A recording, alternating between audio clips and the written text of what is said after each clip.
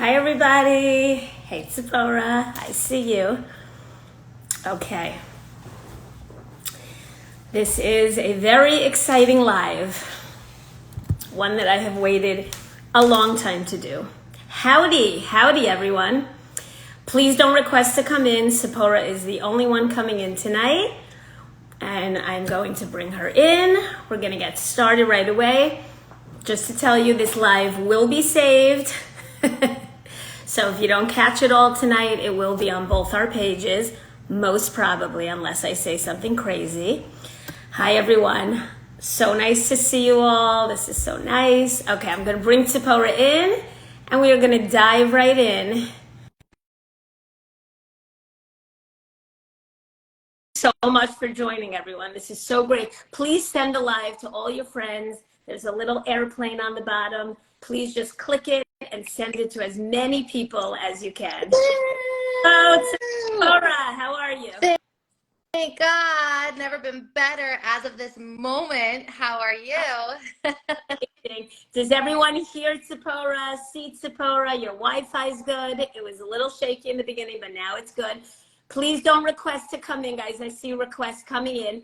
What I ask is if you have a question, and we definitely want questions because we want to involve you guys, there is a little question box on the bottom, a little question mark. Don't ask it in the comments because the comments are going to be running and we will be able to see them a little bit, but it's much easier when we take some pauses to go into the question box and get to a lot of your questions. So we're good. Like, technology is not working against us. I'm alive. I'm real. I'm here. We are golden. We are just 2 monthsy girls having a nice conversation. All right, Tzipora, we're going to dive right in.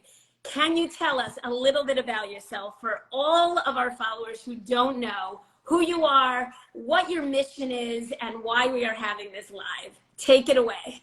Absolutely. So my name is Tzipora Grodko. I'm from Muncie, New York, and I'm here tonight because I've started a mission on self-advocacy, on support, on validation, on empowering women to live their best lives and men, independent of their life stage. Even when I say these words, to me, it sounds very cringy because I never in my wildest dreams imagined I would be saying this or doing this, and people have seen me and said, oh, right, you're a singles advocate. And I feel like saying that is the most like cringiest, uncool, really lame thing that I hear. But I'll tell you a little bit about how it started. It was not my intention. And now that it's begun, there's so much work that needs to happen. So that's what I'm working on. So I believe the seed was planted when I was asked to write for the Five Towns Jewish paper, the Jewish Home. They have a section also, forgive me for anyone listening that participates in it, called The Navigators. Super, super cringy as well. A theme of the night. Anything related to dating and being single often has a cringe factor. And originally I was not into it. I said, who even reads this? And it's a question that gets posed, and there's a Rebbitzin, a therapist, a grandpa, and a matchmaker that responds, and a single. And lo and behold, I had the honorable position of being the single. Note my sarcasm. And maybe some of you read it here. And when they asked me to do it, I thought, you know what, if people actually read this, then I'm going to give them something to actually read. Because I felt like people write to perform, they write to feel good about themselves, they write to sound really smart, and that avoids all the important content that actually needs to be heard. That doesn't look so pretty and might be a little messy.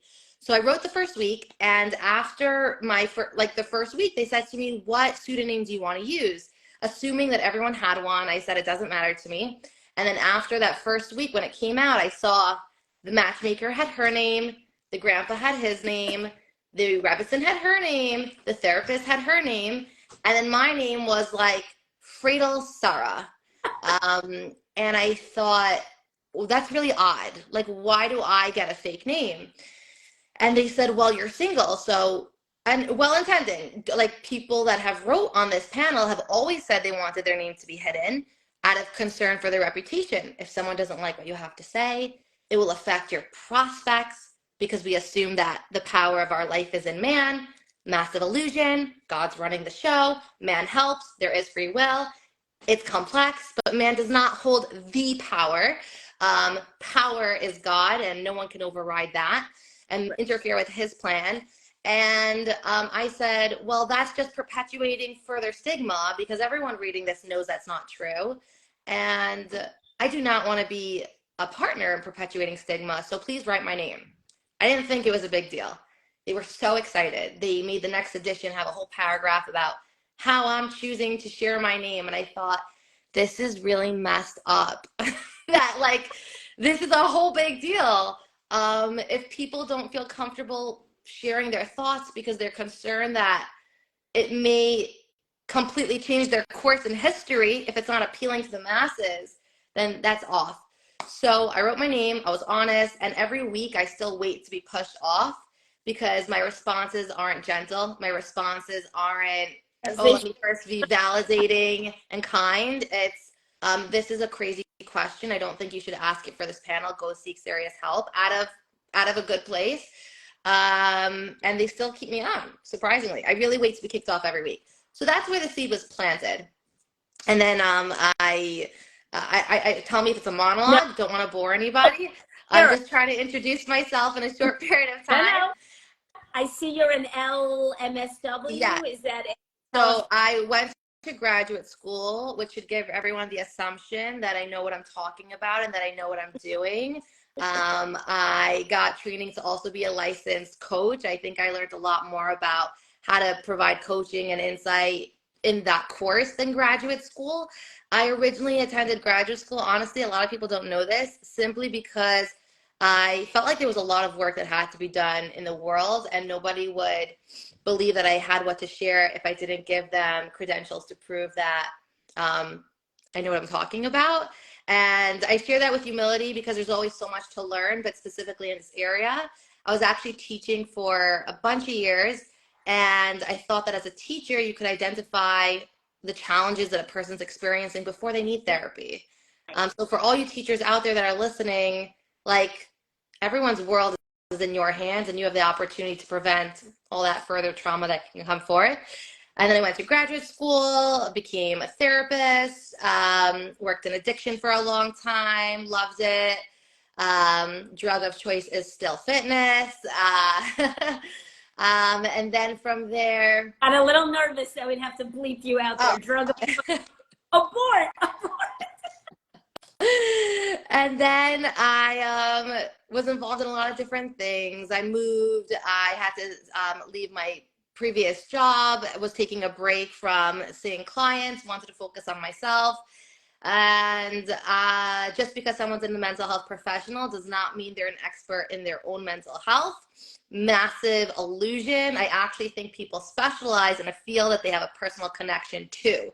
So typically, I think that if someone is a mental health specialist, probably means they did a ton of self-work, and that's why they're so passionate to share it with others.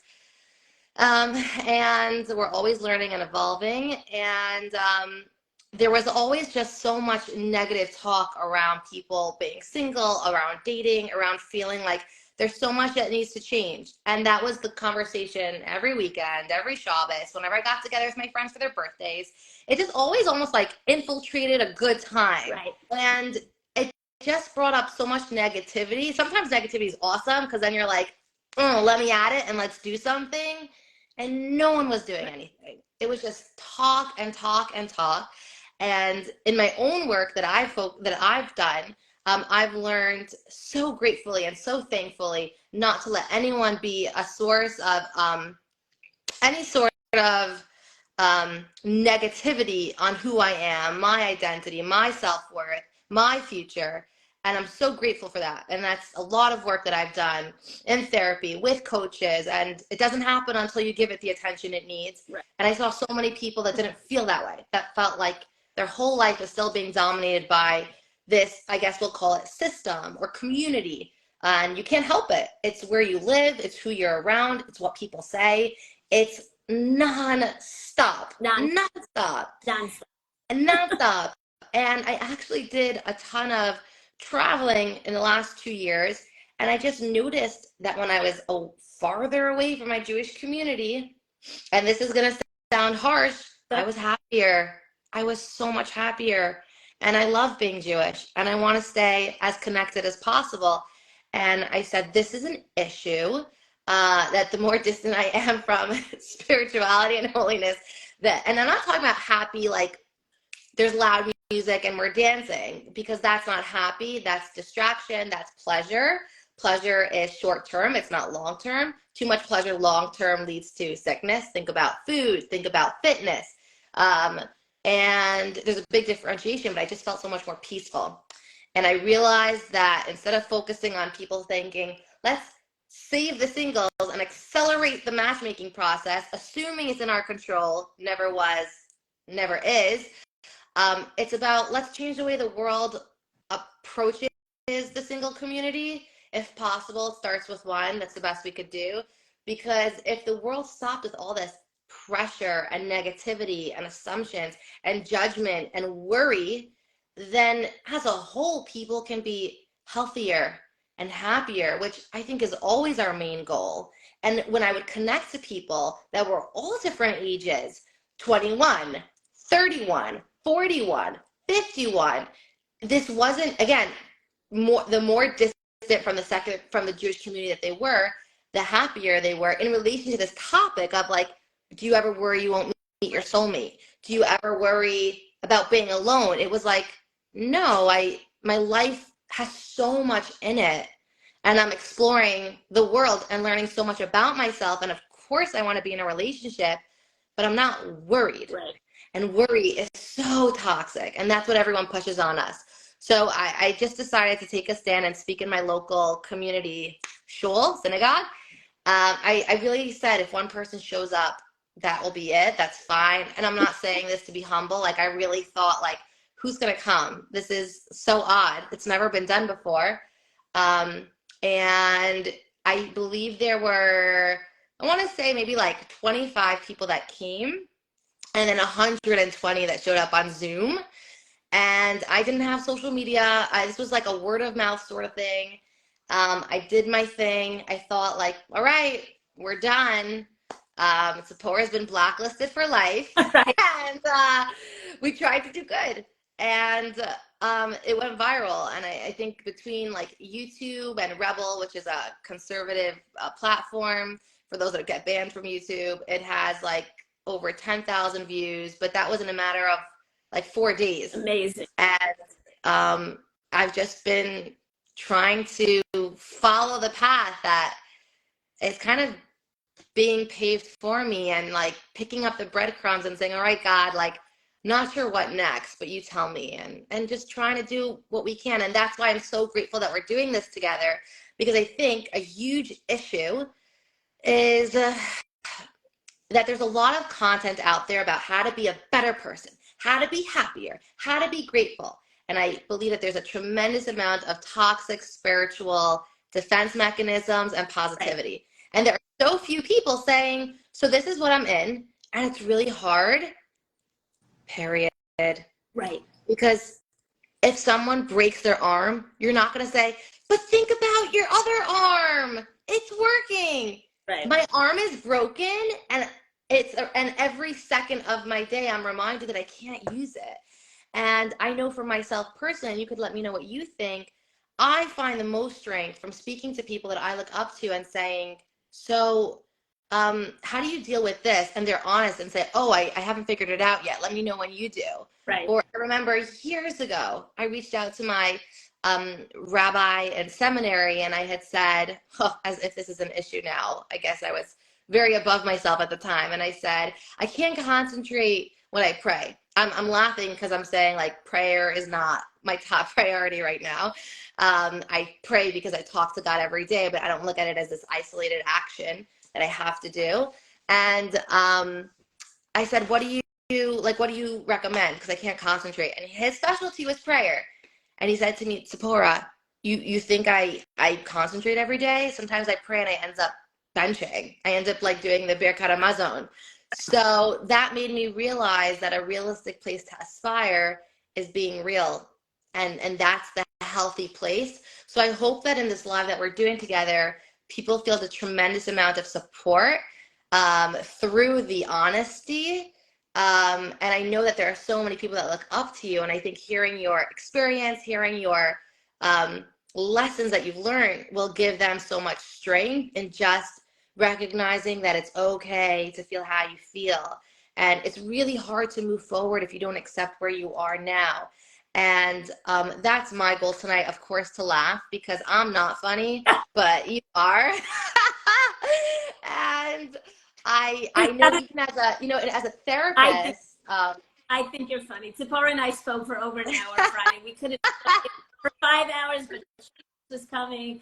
We had a really good talk for a first talk. I felt like I knew you forever. Tzipora is the most validating, non-judgmental, just incredible listener. And I'm telling you, I felt like within that hour, I felt so accepted and so able to say anything. It was such a raw conversation the first time. And I appreciate that. Seeing your videos, I didn't know what to expect. And, I didn't want to speak a lot about Amuna when it's your time. And I was like, great, she's going to tell me, Nami, relax, have hope, have it. And we really had an honest conversation. There were tears, there were laughter, there was laughter. And I just want to say what you are doing is incredible work, if not for this generation, for the next generation, for the next, in just changing the mindset of communities, how people talk to the unmarried. I like to call them unattached or unmarried. I hate the word single. mm-hmm. It just connotes such a sad, you are single, you are alone, you are nebuch, you need our tefillos. We're not married yet. We're still people with jobs, with careers, with hobbies. We are, we are tremendous, We are freaking beacons of light onto society. And we add, yes. There are so many amazing people, and yet, like you say in your videos, we are reduced to a status. And that is what I feel that you want to change. And Tzipora already spoke in Hillside, New Jersey at my brother's house. We didn't even know we didn't even realize this happened before it was crazy. Before Sparks United between Tzipora and Nami. I didn't even know her. We wanted to do a live together, and all of a sudden I see on her live the next day, oh, she's speaking in Hillside. So I say to her, oh my God, that's my brother's community. And then I look at the flyer, I'm like, oh my God, that's my brother's address. Oh my God, you're speaking at my brother's house. That's amazing. And you know what? She was so inspirational. My sister-in-law is still speaking about it, how taken the community was with you and how you just brought things to light that they literally didn't know that we were thinking. And honestly, people come from a good place when they say, we're davening for you, we're thinking of you, but we are here to change the narrative a little bit because it's not working with a lot of people who are still single and not married. And I'm here to, I'm here with Tzipora to talk about things that we can do. We're not here to fix anything. We are not going to tell you if you do ABC, you'll get married. But we're here to open and start the conversation so that you don't feel alone, that you feel heard. So many people message me daily that you have no idea, who follow me, who feel the same way and just open up to me and tell me their stories. A lot of them are divorced women who are now going through it again, and it is rough out there. And I just want to listen. I feel for them. I don't use the I see you, I feel you, I hear you. I do not like that term. It's one thing if someone says that and they're going through what you're going through, but I don't like this. I don't like when people have a baby and they post, we're so blessed, it's such a wonderful thing. I'm thinking of all of you who don't have this yet. You don't have to add that in your post. In your baby and your excitement and your postpartum, you are not thinking of me. You don't see me. You don't see my pain. You're not thinking of me. You're thinking about getting sleep.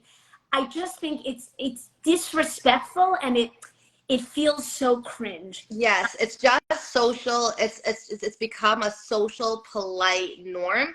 There's no way anyone's thinking. It's just, socially polite to say this. And the reason why I'm so grateful for you is because nothing will change if everyone just smiles and nods. And Right. there's a very, very delicate line between being reactive and proactive, between saying, how can you do this to me? Because then the person listening is defensive, Right. and probably gonna do what you did to you, and do it even more aggressively to someone else. We have to speak up. People that are listening, people that are watching, this cannot be done without you. You need to speak up. I know it is scary, Right. especially if you've never done it. Holy cow, is it scary? Uh, you will get better. You start with a person in a way that works for you, but just start, because Nami can't do this alone. I can't do this alone. It's really not I. It's so strongly we. It's so strongly we. If you don't know how to do it, it's like borderline manipulation sometimes, saying what you want, but in a way that's not offensive. Like, oh, it's so, like, I really appreciate that you made that suggestion. Actually, I personally found it really offensive, but I'm sure you didn't mean that. Just next time, it would be better if you use a different language. Right. Easier said than done, but you have to start, and maybe that's something we could teach, because We if we you, have to. It needs has to. to happen. It has to happen. Please, please, please speak up to family, to friends, to well-intending neighbors. People just don't know until you say something, and that's why the community outreach was so valuable, because people sat there saying, "What? I didn't know some people Right. break Shabbos because they're so lonely and they've never been invited out. No one ever told me. Right. What? I didn't know that." When it comes to chagim, single people can often, or I like what you said. You said unmarried people can feel anxious because they don't know where they're going to be. I would never know that. Dread. People don't know. Single people feel dread and anxiety for the holidays across the board, and it's so sad that has become our reality, that Rosh Hashanah and Yom Kippur and Sukkot is coming, and people write to me, I can't wait to get through September. I just cannot deal with the going home to shul. Hi, what's going on? And they don't mean your job. How about ask, how's your business going? I just saw you went to Thailand. That was amazing. No. How are you? No, but it's, how are you? How's it going? Thank you, Mrs. Rosenberg. I'm okay, good. Is it? Your mom tells me you just ended something. I mean, I've gotten that, and then I have to announce this, and I'm going to be things are going to be said tonight that are very raw. And Bring it on. do not ask someone if they froze their eggs. And I've discussed this on my lives, and I've discussed this in my stories, and I'm an advocate for this. I moved to Hollywood 3 years ago. In the last 3 years, I have been asked this question many times. And the response, if I say that's not appropriate, or yes, I did, or no, I didn't, or this, is, oh my God, you really should do that. Like, that will be like, once you do that, you're good. Really? No, I still have to find a guy. No, you could have it alone. Listen, you don't want to get married anyway. Guys are so weird. You think my husband's normal? No, this is not the response. This angers me, okay?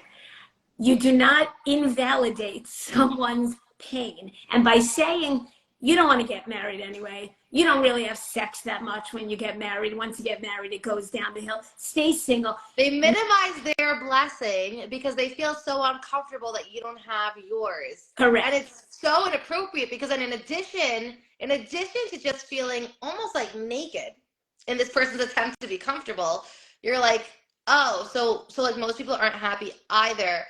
That doesn't make me feel good about my position. It actually makes me feel worse. Right. But don't minimize your marriage. I'm sorry you're having a hard time. It doesn't mean I don't get the chance to get married and be happy. Yes. Don't tell me no guys are normal, so I should just settle and find someone and pop out a baby or two. And then when I don't like him, I should divorce him, but at least I'll have children. I have been told everything. I mean, I wrote things down. I'm so excited to hear. I'm confident you're not alone, because I've heard that multiple times too. Tzipora, I'm telling you, guys aren't normal. Just find someone Make it work. Make Don't you want to have a family? Don't you want to have a family, Tzipora? Just make it work. What First is of all, the message that we're sending? how do you say that to someone? What is the message that we're sending to women? And also, stop saying girls. I was set up with a girl. Yeah. You know, someone's 35, they're not a girl. I was set up with a woman. Please talk about girls like they're women. Don't, you know, you minimize it and you don't give us any, and then you wonder why single people get bitter, don't have hope, feel depressed. And then when the shopkin tries to set you up and you don't want the person and they go nuts on you, and then they tell their friends, nah, they're impossible. They don't want to get married. They're bitter. What is the message when we continually hear from married people, okay, it's not all that. Go live your life. Do your things. Kids are impossible. You want mine? You want to take... In conjunction with what you're saying, I want to say two things that are really important. One is, in general, in life, in the world, it's really hard to be a healthy person and make healthy choices. I do not believe, I just want to make myself believe, and maybe it's a little outlandish, that most people even know what a happy marriage is. Right. And so it's very possible that a lot of these people that say these things don't really understand what they have and aren't truly happy, because if you are, you don't say these things. That's the first thing I want to say. So to those that hear that, don't let it plant toxic seeds. And the second thing I want to say, for anyone that's listening that's unmarried, men and women, and I've said this on before, think about the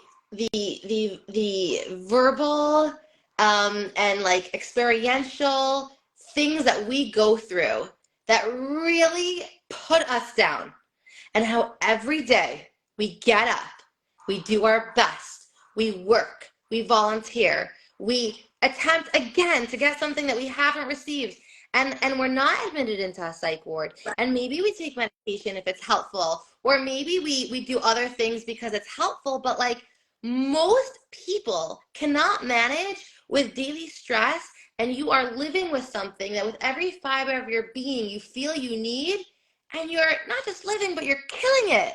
You're killing it.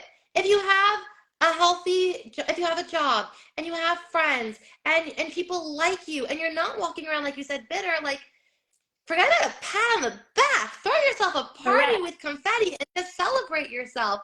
Most people, and I say this to my siblings a lot, I say, if you were in my shoes, there is no way you would be where I am right now in my shoes. You would be in Mexico, living. I have 6 brothers, so living with some woman. This is not a normal place to be, based on an unnormal experience. So I don't know if people hear that enough, that like, you're doing an incredible job with where you are and what you have. And even if you don't know where you are, who you are, what career, and you're like, no, but I don't have it figured out. If you are waking up every day feeling like you don't have what you need and trying your best, you're a hero. And I just want to say that in case other people aren't. Like, you're truly a hero. And the community doesn't understand that, and sometimes parents don't understand that, because they're so programmed to want their kid married and settled. Settled, not settle, happy. I just want you married and settled. Why is that the message? I just wrote something down. I wrote a bunch of notes down, and I want to just please. This came to me like I was like showering. My best thoughts come. Of course. It goes on what you just said. The definition of insanity, as we all know, is doing the same thing over and over and hoping for a different result. How am I not supposed to go crazy and feel bitter when I've been doing this for now 20 years plus? I'm older than Tzipora. We don't need to go into ages, but I've been dating for a very, very long time.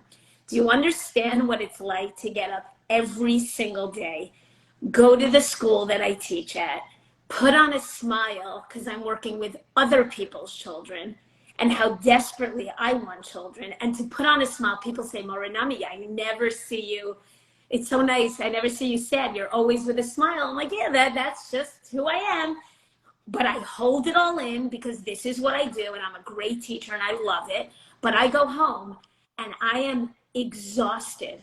I'm exhausted from teaching. I'm exhausted from putting on the mask every day that I'm okay. I'm exhausted from people's comments of, oh my God, we got to find you someone. You're amazing. Why are you married? Who do I know? Okay, I have this guy. Okay, don't get whatever. He's 52. He lives in his mother's basement. They're very close. He's helping her out. He's between jobs. I don't even know if he's like in a relationship. I'm going to look into it. Do you know what that feels like? Why are you trying to find me the leftovers at the schmorg? You know what I mean? At 19 and 20, you're allowed to say what you want, right. But when you get older, you lose that right to want anything. You're just allowed to say, so well said. You lose the right. You lose the right to dream. You lose the right to dream. And do you know what that does? Do you know what that does to someone? Over and over. Listen, Nami, I'm going to be honest. No one's good looking. No one's normal. This isn't the movies. You're just going to have to find someone. I'll be honest right now. Yeah. Then I'd rather stay single because I like my life. Is it missing a person? I'm not looking to get married to be married. I want to find love. I want a partner. I want to come home to someone. I want to go to weddings with people. I want something to do on Sunday, kayaking with someone. I want to do activities. I want to just get married. And I think I never really did. And I had my options in my 20s. And guess what? I wasn't ready. And I didn't know that I had to do this work. And if I were to tell you guys, the mothers who are listening here, of the children who are now 21, 22 dating, number one, please, as much as you can, stop making this an anxious experience for them. You have to get married. You have to get married. I'm making calls. Okay, I'm making calls. My daughter hasn't gone on a date in 3 months. I have to be her PR. You know, when you're a guy, when you're the mother of a man, all the suggestions are coming in. But these mothers of the girls are panicking, and they don't want an older single, God forbid. And it's like panic. Do you know what that does to your daughter? It gives her such anxiety. She has to get married. She has to get married. And when you send the message that the only way you're going to be a success in this life is if you get married, guess what? When you achieve anything else like I did and started my own business at 27, there was no, yay, Nami, you're amazing. It was, but have you found anyone? Like, do you have time to date now that you started your own business? There was no, look at you. You are incredible. You left the classroom to start your own business and become a Zumba instructor, go to corporate events and perform and do birthday parties and go traveling around the world and doing comedy. And no, it's that's great. Any dates? And that you reduce someone, you are telling the message to this girl that the value is only when she finds someone and in a man. This man holds the key to your happiness. And let me tell you something. When people get married just for that, as I am seeing, I can name on my head the amount of divorces, unfortunately, that are going on. And they don't know themselves. They have done no work. They got married. If there's mazel and it works and you work together, and maybe if you're hitting some tough times, you go see someone. I am all for that. I did the work by myself. When I hit 28, I realized something's not going right. There's a pattern here. Wow. And I myself in therapy, and it was tremendous. And I did have stuff that I had to work through. And guess what? It helped me with my relationship with my parents. It used to be a little rocky, and they would ask, what's going on? What do you think? Do you want us to do? Now, I have to say they are so understanding and calm. Believe me, my mother wants me to get married more than anything. If anyone's out here and wants to set me up, you probably will get about $500,000 in we will take out a loan to pay you if you find me someone. But my mother now really understands the scene because she sees what's going on. And just having her understanding and saying, right, this guy sounds weird, Nami. I don't like it. No, go with your gut and move on. I am allowed at this age to say I don't want someone, and I don't need these shadchanim coming at me and going, wow, this is what happens when you get older. Wow, I can see why you're having trouble. No, I know what I want. I know what's going to make me happy, and I know when I'm going to get married, when I find someone who I'm in love with and motivated to marry, and not just to, okay, this feels okay. It's better to just have a body in my bed, and someone to help me change the tire and open the pickle jar. You know, okay, I do need someone to help with the pickle jar because I am starting to get it in my hand. So that's it. But I have lived alone and I have learned to do these things.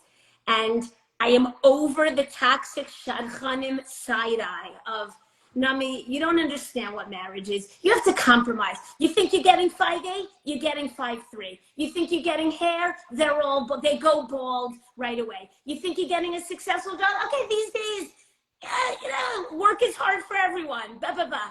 Yeah, it's okay. It's okay to live in an apartment. It's okay.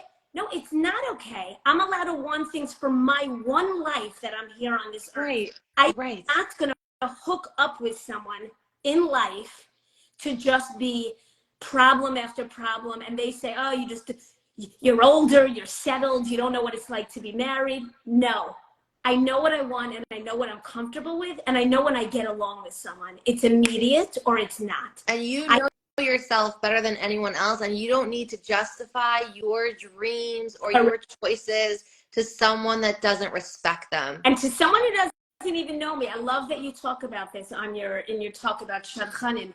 A no is a no. Yep. We're not bruising your ego when we say no to your right.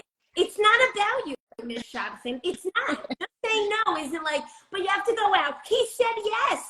You have to go out. Ooh, yay, he said yes. It's a miracle. Sometimes I'm like, is this Bridgerton without the good-looking cast? Like, am I mandated to agree for the betterment of my kingdom? Right. No, we are in 2023, right. And again, this loose, comfortable word vomit, I'll call it, that people feel is totally okay to completely disrespect, disregard someone else's belief, which, by the way, as a service provider, you're indebted to them. If a realtor is selling a client a house, you're not going to put them down. You're selling something to me. You're indebted to me. To disrespect my judgment, and then this always gets me, you think that I am wise enough and mature enough to choose a husband, but you don't trust my judgment to make the decision to get there. You want to do that for me. Right. That's just huge, tons of hypocrisy that makes no sense. You know what that does to someone? The more you say, you don't understand what it takes, you don't know, you kill their self-esteem, their gut, everything. The girl, you can't do that to your daughter or your son, then they won't know how to make choices. If you say, no, you should do this, don't you want this, and that, then there's no gut and you're all nervous and you're like, oh my God, I don't know. Oh my God, they're right. I don't really know what I want. I don't know how to make decisions. And I will say I've had people I've met, people I'm close to, people that have reached out to me that have said, I didn't want to marry this person, but I was told he's a really good guy, or I was told she's a really good girl, and there's no reason why I shouldn't like them. No reason. Chemistry, and there's a lot of reasons. It's your feelings. And I married them, and being married to them was so much worse than being alone, that because it wasn't the right choice, they are no longer married to them. And parents listening, no one says, oh, I'm going to be the parent that this is going to happen to my child, but this is all preventative. This is preventative. I to someone that got forced to do something they didn't want to do because they were young, they didn't know better, they trusted that someone that they could rely on knows better than they do. Parents listening, you can't know what's in someone else's heart. People listening that have maybe dating coaches, put up fingers, because I'm always scared. What's your credentials? How do you know you could trust them? Right. Trust your gut. No one can disrespect it. And I've said this before, if everyone else, if other people are being doubtful or making judgment on your gut, and you want to do an assessment to say, like, wait, can I trust my gut? Right. See a professional that can tell you, yes, you can trust your gut. If the people you're supposed to rely on aren't telling you could trust it, you could trust me as a mental health professional that you're making the right choices. This is your choice. No one can take it away. No one can take it away. The rabbi shouldn't push. I'm sorry. They should not say, don't worry about attraction, it will come. Don't worry about personality. They just want, I mean, we're talking about very different communities here. You know, No, there's the modern of course, but it happens in all of them. happens all. Stop pushing people into marriages. You know how young 19 and 20 is? You don't know what your life's going to be. Half these people have trauma from their childhood. I pinned this comment. My parents were expert shadchanim. Growing up in that environment and the toxic messages I heard ruined my childhood and messed me up. That's very sad. Do you see that comment? And do you see this other one? I've had a professional from male relationship therapist that it's better to be married and unhappy and work on it than single and 35 and potentially unhappy. No. And I just spoke to a woman today who I'm very close with on Instagram, and we voice note a lot. She's divorced about 2 or 3 years. She was married for 13 miserable years because she got married young and she's in a certain community. She has 3 children. Shadchanim are reaching out. It's time to date. It's time to date. And she's like, I don't want to date right now. No, you have to date. You got to get back in it. And then she had a problem with something that she was dealing with, like a struggle, maybe finances. The shadchan goes, and it was a man. You know, if you had a husband now, this would all be much easier. And she's like, and she's very religious woman. She's like, get me out of here. She's like, if I tell you I'm not ready to date, or you're sending me things and I don't want it, I don't want it. Okay, let's discuss this. I think people are so scared, all communities, to let someone get older than 23, 24, because they're scared they're going to go off the deck. If people who are listening know what that means, you know, become less religious. If they are not in the system and get married between 19 and 24, bad things are going to happen. First of all, you're going to turn out like Nummy. You're going to be an older single, geriatric single, they call them after 35. It's a geriatric pregnancy. So people are like, oh, after 35, you're a geriatric single. Do you want to end up like Nummy? What's wrong with Nummy? Nummy's very successful and funny and out there. No, we don't want you to be an older single. After 24, you might move to the west side. You might get not religious. You might end up there. You might start swimming on Shabbos. You know, we thought the west side was like, you know, people are like on their phones and they shower on Shabbos. That's what we thought. You know what, guys? If you have a strong relationship with your family and friends and you want to stay religious, you will. You know, your parents can't force you into a marriage so that you will stay religious. If you choose not to be as religious after 25, that's your choice. That could happen married or unmarried. So that is the dumbest thing I've ever heard. And guess what? It is a major problem, because I don't know, we're going to go here, but girls do stay religious a little longer, I think, because they're connected to their family. They go home more. There's this thing in them that wants to have children and a Jewish home, and we're very connected to that spiritual piece, and we have a connection with our friends. We have the, you know, social aspect that we're all very close and going through it together. Unfortunately, I feel, in my experience, that guys leave the religion or just get, you know, less religious after 25, 26, 27. Then there's this gap and they just disappear. And I don't know where they go, but they go and have fun. I'm still going to shul. When am I going to be a kala? And I go home and I eat my chicken soup, sometimes alone, Friday night. And I'm like, Nina, I knew. And I don't know what he's doing. But when they come back at 32, 33, 34, and they want their girl, guess who they're dating? 21, 22, 23-year-olds. And guess what? The girls just get stuck. The 26, 7, 8, 9, 31, and they're stuck, and they start dating older men. And all of a sudden, guys who are age appropriate for you, when you really want to get married, are not looking at you. They want younger, and they get it. God forbid girls go off the derech and have fun in a club and, you know, do stuff. They get a name. I won't say it on here. I don't want Instagram to shut my account down. Guys go off and do whatever, and it's not. They come back They are God. They wow. They are Wow. GQ. They are a mix between the Chavetz Chaim and Brad Pitt put together. Look at Moshe. You know, he had his time. He did what he did. But now he's And I'm so sorry to interrupt you. For any men that are listening, you may not know this. This is the reality. Right. You can do the blacklist of things that you've always wanted to do. It is a double. You come back, you are bowed down to. The red carpet is opened. Open. The calls are flowing. Yes, I'm going to save this live, guys. And I'm not here.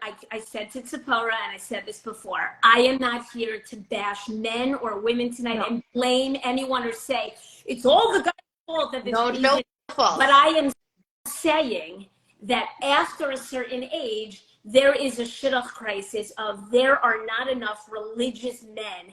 The girls still want a religious guy. And not all girls do. There are plenty of girls who leave it and say, this is not for me. It's not working. And they go off and marry not religious, not Jewish, not this. Plenty of things. But I lived this. I am on the other side of this now. I have to tell you a story. He's not on here. And if he is, he won't know I'm talking about him.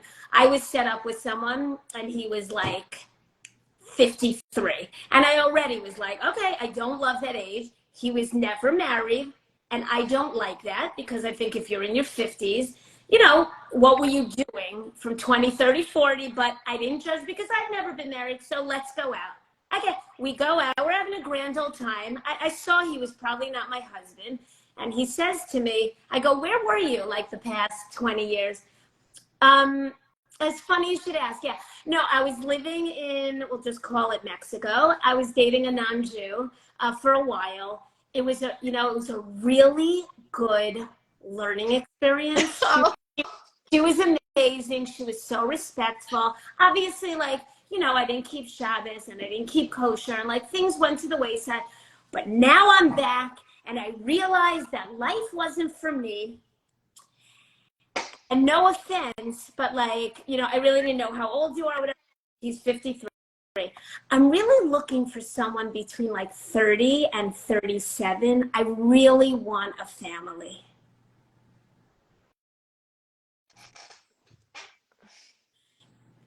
Oh, that's so, how's that going? Because when I was 30, I didn't really want to date like above 40, 42, but like, do you think you're going to, yeah, you know, no, it's been going okay. I met you really because I heard you know a lot of people. So I would love to stay in touch with you. Oh my gosh. If you know anyone, like I know, like I would be devastated if I were not a father in this world.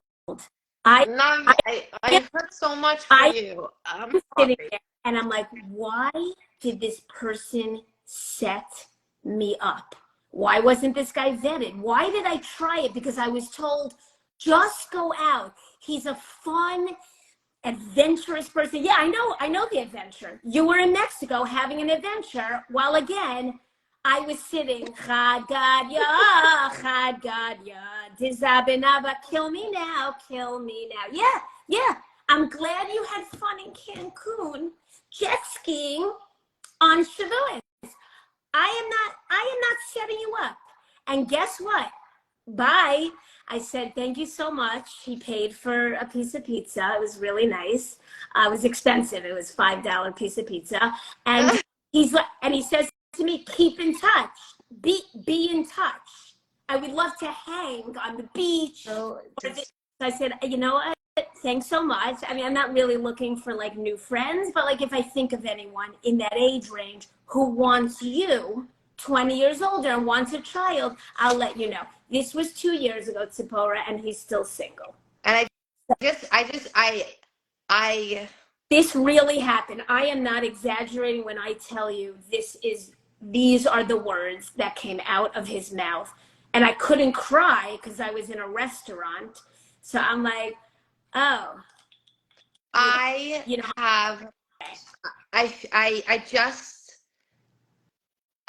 hear what you're saying, and I know that this is one of many, and I feel so sad that that's something that you, and I'm sure a lot of people listening have their own versions. It kills. And I saw someone's comment. I want to clarify, this is not a men bashing session, but this is real life. And these are two women sharing their experience. If there was a man here, I'm sure we would hear stories of women that don't want to commit, that are rude or odd or disrespectful. They exist. And money. I don't want to give the wrong impression, but to the woman listening, this does happen and it's real, and that's what we're doing tonight. We are not highlighting that, like, God forbid, all men are like this. We are sharing global and personal experiences. And because there isn't a man here for the nature of this conversation, because me and Nami are both dating men, that's who we want. That's what's going to come up. But it's not a men bashing session. And Nami, I just want to hug you, because there's no words that I think can pretend to comfort. Like, that's all. That's not okay. You know what's horrible? And I hear this from all the girls. I want to say to you guys, not I see you, I hear you. I'm really living your life. These people tell me the dating experiences. I've been through all of this. I've been dating a very long time. You get dressed up, you put on makeup, you do your hair, you maybe buy a new dress because you're like, let me invest in this. You get mentally ready for 3 hours. He showed up in a t-shirt and shorts. Fine, it's Florida. And I'm like, oh, that's great. He didn't have hair, so there was nothing he had to do to it. And I agreed. I'm like, oh, maybe he rocks the bald look. And you invest so much, and on the date, you have to be this dynamic, happy person. Enthusiastic, everything. Right, and show him what you are. And it is exhausting. And guess what? I'm lactose intolerant. So when I came home, I was nauseous, not only from him, but from the pizza. And it was a rough night on both ends, but that's where we went, and I had to get pizza. The point is, it's exhausting, and all the girls tell me, and I feel this, we don't want to just go out with anyone because we don't want to get ready and put our all into it to go out with just anyone. So guys, if I have some, just, we could put some advice in here. Single, unattached, unmarried people don't want to hear, we're davening for you, we're thinking of you, you're always on our minds, we light an extra Shabbos candle from you, we'll drop off cookies for you at your door. What we want is, Nami, I'm going to take the next 4 weeks and I'm going to rack my brain to think of every single guy, cousin, ex-boyfriend, friends of my husband, because I promise you, Tzipora, everyone knows at least one single guy. And I'm tired of hearing, well, this guy's weird, he's on the spectrum, you don't want him, he's into drugs. Okay, fine. So eliminate those, which is like sad as it is that the pool of, Or they're a good fit for someone that's also like that. It's just not you. Correct. We're not bashing men. What I'm trying to say is, hear the person and what they're looking for. Have a conversation with your friend and say, you know what? I always say, oh, I want to look for you. And I don't really know what you're looking for. And I'm telling the girls out here and the men, be very specific with what you want. If you are, my friend said this, if you are looking to buy a couch, you are not going into the shoe store and the shoe department. Don't be general. Oh, I'll take anything. 35 to 45. I want someone somewhat religious. I'm willing to work with Shabbos and kosher. Be very specific so that when they come to you with something, it's either very, close to what you said, or it's totally out of the realm, and you can say, thank you so much. This is not what I want. You know what I mean? And I'm also, I have to add this. I'm tired of everyone, all the matchmakers saying, we're going to go to the guy first and ask him. Guys, let me tell you, we can take rejection. Okay, we've been ghosted after first dates. We're rejected all the time. You can come to me first because there's a good chance I know him. I've dated him. I've seen him on some apps lying about his age, whatever it is. Please come to me and give me the respect that I have some control in this, because it's bad enough that we wait for the guy's call, wait to see if he wants to go out again, wait to hear if he had a good time, wait to see when he's going to plan the next date. Please do it. Like, give us a little respect. And if you think of someone, come to us. Yes, we might get a little excited because it sounds good, and you might go to him, and he might. But it's respectful. And on that note, Nami, I follow also through on it. What'd you say? And And follow. And follow through. On that note, I hate when someone says, so I want to like describe someone to you. It's vague and ambiguous.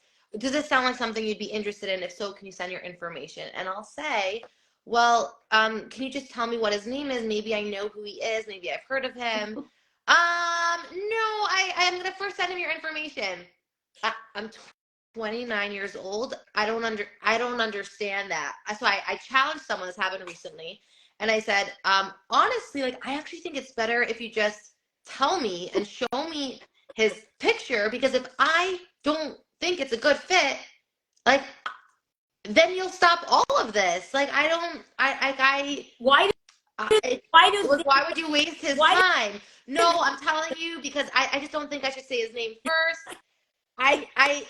Again, maybe it's coming from this, like, oh, I don't want to insult you. You're already insulting me. You are insulting me by not sharing basic information, because it's not dignified. So say the name.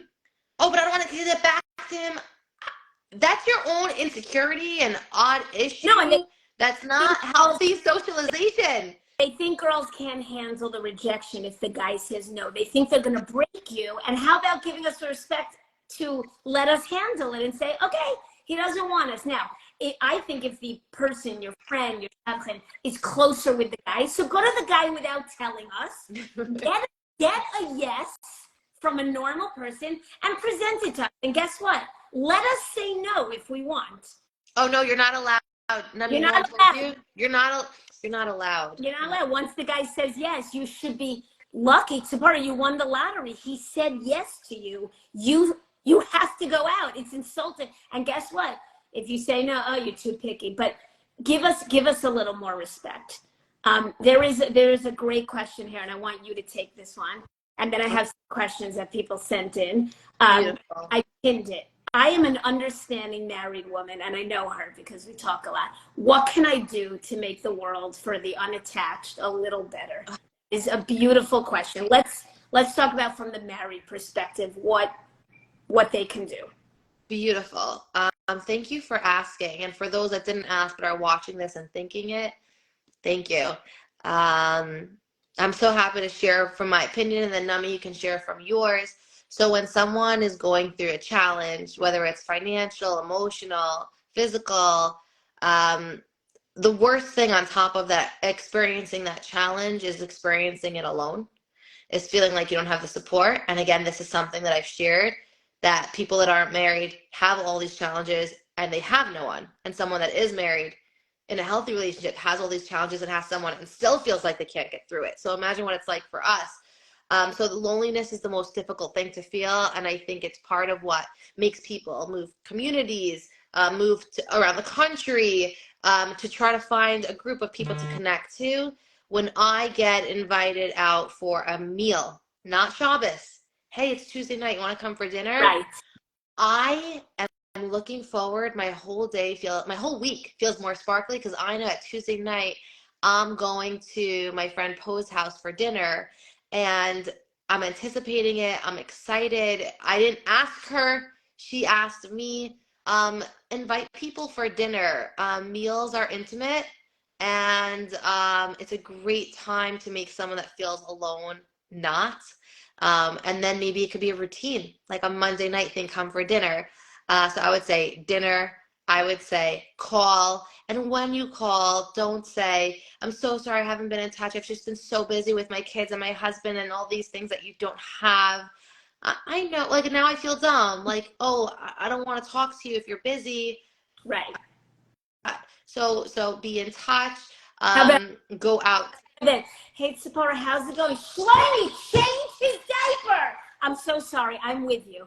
What were you saying about that you're having a hard time? If you don't get off my leg, okay, married people with kids, please call at a good time when you could talk even for 10 minutes. But I don't want to speak to Maishi, speak to Nami. No, it's okay. Hi, Maishi. Oh, yeah, hi. Yeah, put your mother on the phone. Tell her I want to talk to you. I don't want to talk to the kids. I like that dinner time because you know what?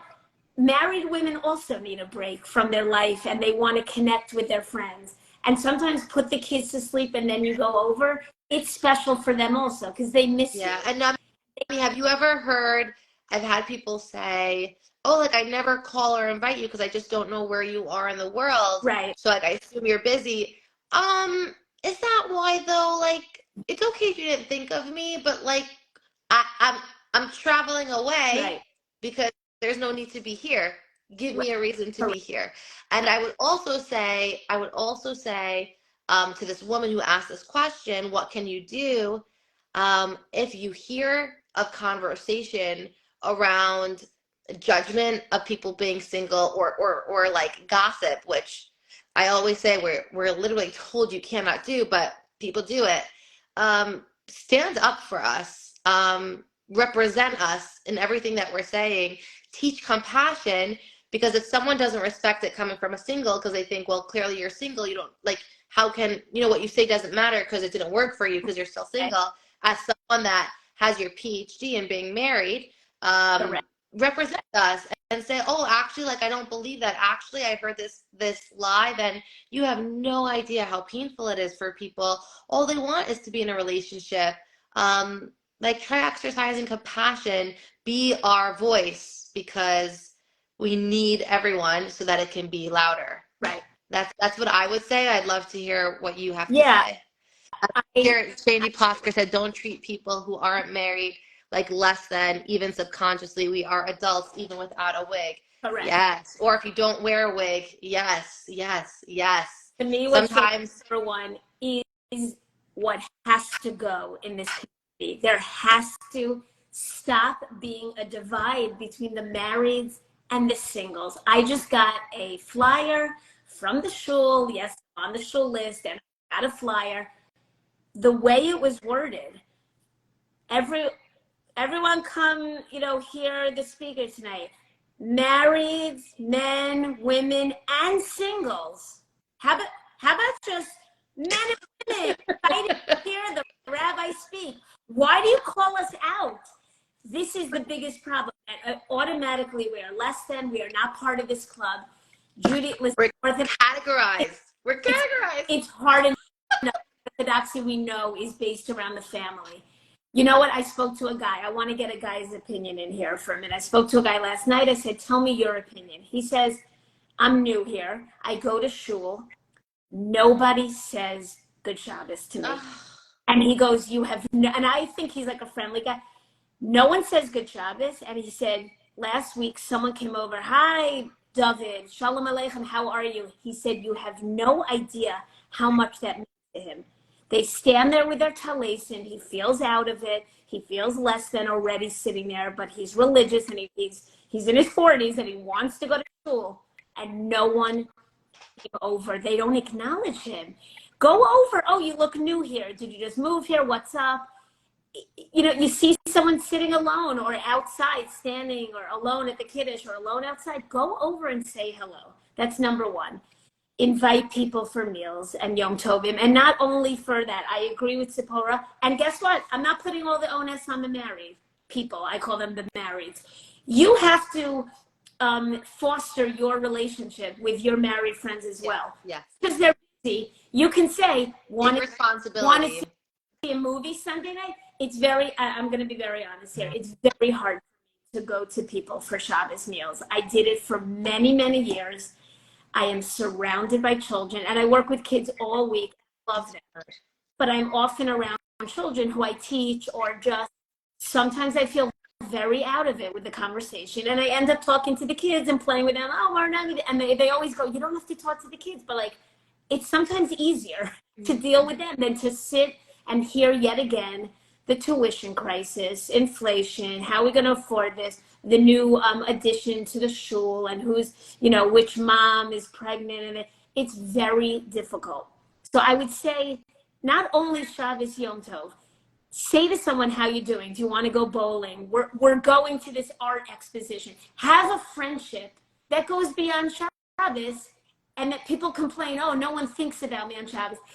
You can't just expect to be invited by the community. And we have to take responsibility. We have to take responsibility and reach out and to friends' credits who are all married, I wouldn't expect them to remember me. There's a ton going on. Correct. I need to reach out, and that's my job. And anyone listening, that's your job. That's your job. And anyone that's listening, like you were saying before, Nami, that is married, I have exceptional friends. Some are married, some are not. Most of them are married. And when I've gone to them and when they've invited me and when they've had other people over, this odd thing happens. And if you're married, you can ask yourself, like, have I ever done this before? Their friends will come over, and their friends, you know, with their husbands or without their husbands, will talk to my friend. And I don't blend in with the wallpaper, but I will be ignored. And I will say, hi, I'm Tzipora, so nice to meet you. Oh, hi. And then just ignored. And if someone was there that was married, sorry, what were you saying? It is the worst. It doesn't feel good. I want to talk to you. It doesn't matter that we're in different stages. I'm probably older than you. Right. I have a lot of experience. I don't know. I just don't understand the divide. Acknowledge my presence. I don't feel insecure by my positionality. Right. I want to talk to you. And then just be inclusive.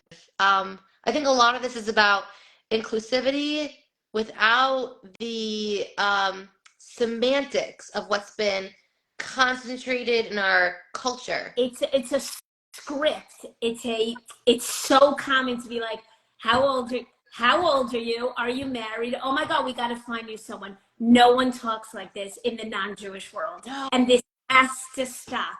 You are reduced to a single status. I don't need to be shopping in aisle 4 of the Grove when I'm buying my chicken and my yogurt. And I don't need women approaching me. Oh my God, how's it going? How's dating? We need to find you someone. Oh my God, I didn't know that we were having like a nummy analysis here in aisle 4. Intervention. How is your sex life going? Oh, not so good. It's been a few months. You know, I know a good therapist. Let me say Kuf Chaf Aleph for you right here. I have my Tehillim with me. What's your name again? I'm going to slap it on my WhatsApp group without your permission. And I'm going to have my entire group say it. I am holding space for you and your sex life. No, I would never do that. It's so intimate and private. It's so private. And again, back to the asking about eggs and giving advice to someone you don't even know about frozen eggs. I'm like, the only frozen eggs I know are in aisle 2 in the Grove. Like, do not ask me about this. It is so, a woman on the plane asked me, she sat right down. Oh my God, hey, what's up? You going back to Miami? Are you single? Oh my God, we got it. And my friend's a Shabbat. How old are you? Oh, did you freeze your eggs? And she's like, I'm divorced. I like happily. You should tell me she's divorced. She's like, I don't even want to find someone again. I'm like, so happy. Thank God I have my children. That like saved me. And I'm just happily divorced. Like, I don't need this, but let's get you married.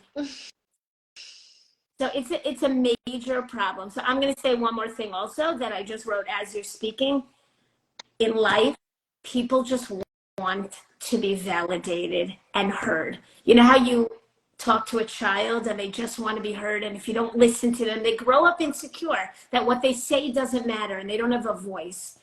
If you tell a shabcha no and then they come down on you, they're not listening to you. If you tell the woman in shul who's trying to set you up and you're like, I'm good, and they're like, no, you're not good. We have to get you married. You don't understand what you're missing. First of all, you don't think I don't think about it all the time. You don't have to remind me I'm missing. I think about this 24/7, okay? People don't understand this. There's nothing that anyone else thinks about for 20 years plus, 24/7. It is, I cannot stop my brain. And that's sad because it is preventing me from living. I'm doing things, again, my own business, very successful. I have very good friends, love my family, travel, this, that. It is still a running script in my life. Like to get rid of because it just, because it's as if you needed someone to donate a kidney, right? And it affected your activity, it affected your daily routine because you have one kidney and you can't operate on an optimal level unless you had two. Oh, how dare anyone say, well, don't think about that. You're like, but Right. I can't operate. I have to figure out how to readjust my entire life so that I can operate. Of course. So please, everyone, just validate people's feelings. Don't say it's okay. And don't say my friend's mother's cousin's daughter got married at 65, so there is still hope for you. I don't care about that. Don't say, well, they were married 11 years and they had a baby. Try going off gluten. This is applicable to people going through infertility. I speak to a lot of women who are struggling having babies, and this is a very similar thing. They have a hard time going to Shabbos meals, birthday parties. Dumb comments are made. Don't try to fix us. Help us by listening. Know that we're in pain. Be sensitive the way you speak. And also, you know what? Try to set us up and follow through. Don't just say, okay, I'm going to think of someone for you. Really go through your Facebook list. I know Facebook is like outdated, but back then, say, I I tried. tried and it wasn't a good fit, but I want you to know I tried. Right. That's so comforting. And for anyone listening that's unmarried, people don't know what you need until you tell them. So you can say, if you come back from a date and someone says, or even like a parent or a sibling, like, but I thought he was such a good idea, you can say, even if it's scary, you can say, I just, like, that was rough. I honestly just need your validation. Can you just validate me? And they won't know. They won't know what you need until you tell them. And you probably will need to tell them a few times, and they might try, and you'll be like, I appreciate you trying. And even if it's so forced, and I've done this with someone very important to me, I've come back and they've said something hurtful. It's hard. It's hard. I say there's no such thing as like it hurts a little. It hurts, period. And I've said, I really just need you to say, you're going to get someone amazing. And I came back and they started to say something and they were like, um, you're going to get someone amazing.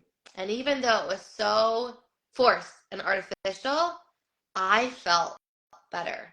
Oh, really? Uh, yeah, I don't know. felt better because the absence of Right. the absence of the negativity was already a relief. So people, you have to tell people what you need, and based on what you already said, Nami, I'd actually love to talk to you. And I know we spoke about it before, and I'm sure people are thinking that again, like, how do you contend with God amidst this huge struggle you've experienced and are experiencing? And before we spoke a lot about people saying, I want them to get married so they can be healthy. In relation to everything in Judaism, my belief is the goal is to be a healthy person. If you need to do things and that means let go of Judaism for you to be a healthy person, that's between you and God. I want you to just be healthy. And if your process is that right now you can't keep Shabbos, you can't do this, you can't do that, then I support whatever is your process. The goal is to be healthy, and the goal isn't to be religious. I do believe that the Torah teaches us how to be the healthiest person. But if for some reason the way someone's following it or the community that they're in, it's poisonous, I don't believe that they're following it the right way. I don't believe they're in an environment that's supporting it the right way. And it might be best for them to not practice it if that's what's going to lead them to become a healthy person. So amidst what you're struggling with, how do you just contend with God? Because I know that there's a lot. I know for myself, for a very long time, I used to think there was a period where I was very black and dark, and I thought, God, like, I feel like I've been a pretty freaking awesome person. I did all the outreach. I didn't donate a kidney. I didn't donate my hair to High Lifeline, and I wanted to. My mom would have disowned me. I couldn't cut it for personal reasons, but like, I did so much for you. I don't get why you're holding this back, especially if my friends who had boyfriends, hooked up, went to third base, didn't have babies, but actually one might have. Like, if this is like a Misa connected Misa thing, I don't get it. Because I tried to follow your laws in the best way I could.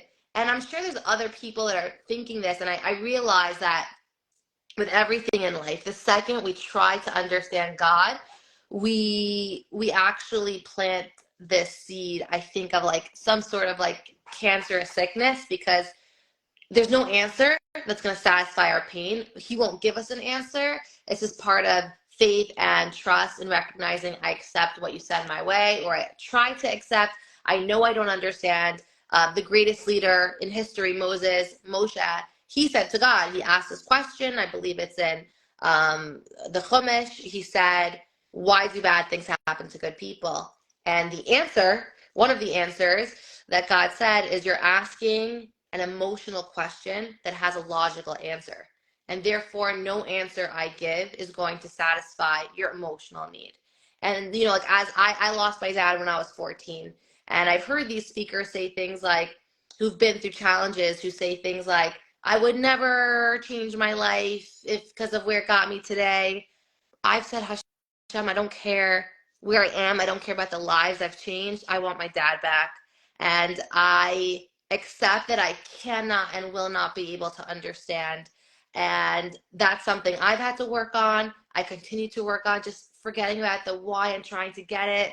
It's the evil inclination. It puts us in such a bad place that doesn't lead anywhere. So this long introduction of self-disclosure and transparency in the hopes of being supportive, not pretending, hi, I'm Tzipora Grodko and I don't have any pain in this area, but I'm an expert in talking about it. No, I am so human. I cried yesterday about feeling like I'm in a beautiful place with my, a lot of my siblings are over from all over the world with their kids.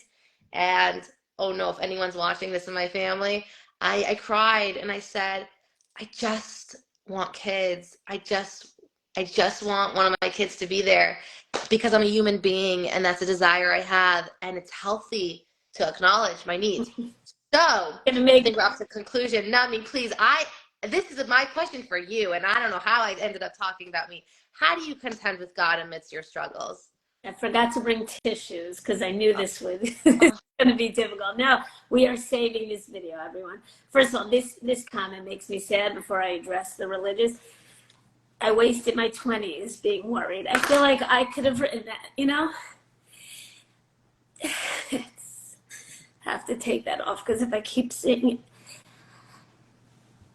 it, it's sad that this is what it has come to, and people can't just live their life doing what they love and chasing their passions and growing. It's all I thought about in my 20s. And, like it's just, how can you not feel like a failure when you don't get married? That's the only goal in our community, to get married. They don't say go build a career, go, I'm a musician, but no, singing, Kalisha, how are you going to do that? How are you going to make a career out of that? What are you even going to do with it? You're funny. What are you going to be, a comedian? I wanted to be a writer on like a comedy show. And that was like my goal, but no, how are you going to keep jobs? How are you going to do that? And I understand it, but it doesn't work for everybody. And people who are a little out of the box, like me, I'm a performer, I'm a comedian. I was told to tone it down. Guys are not gonna like this, not me. Tone it down. They want edel. They want sweet.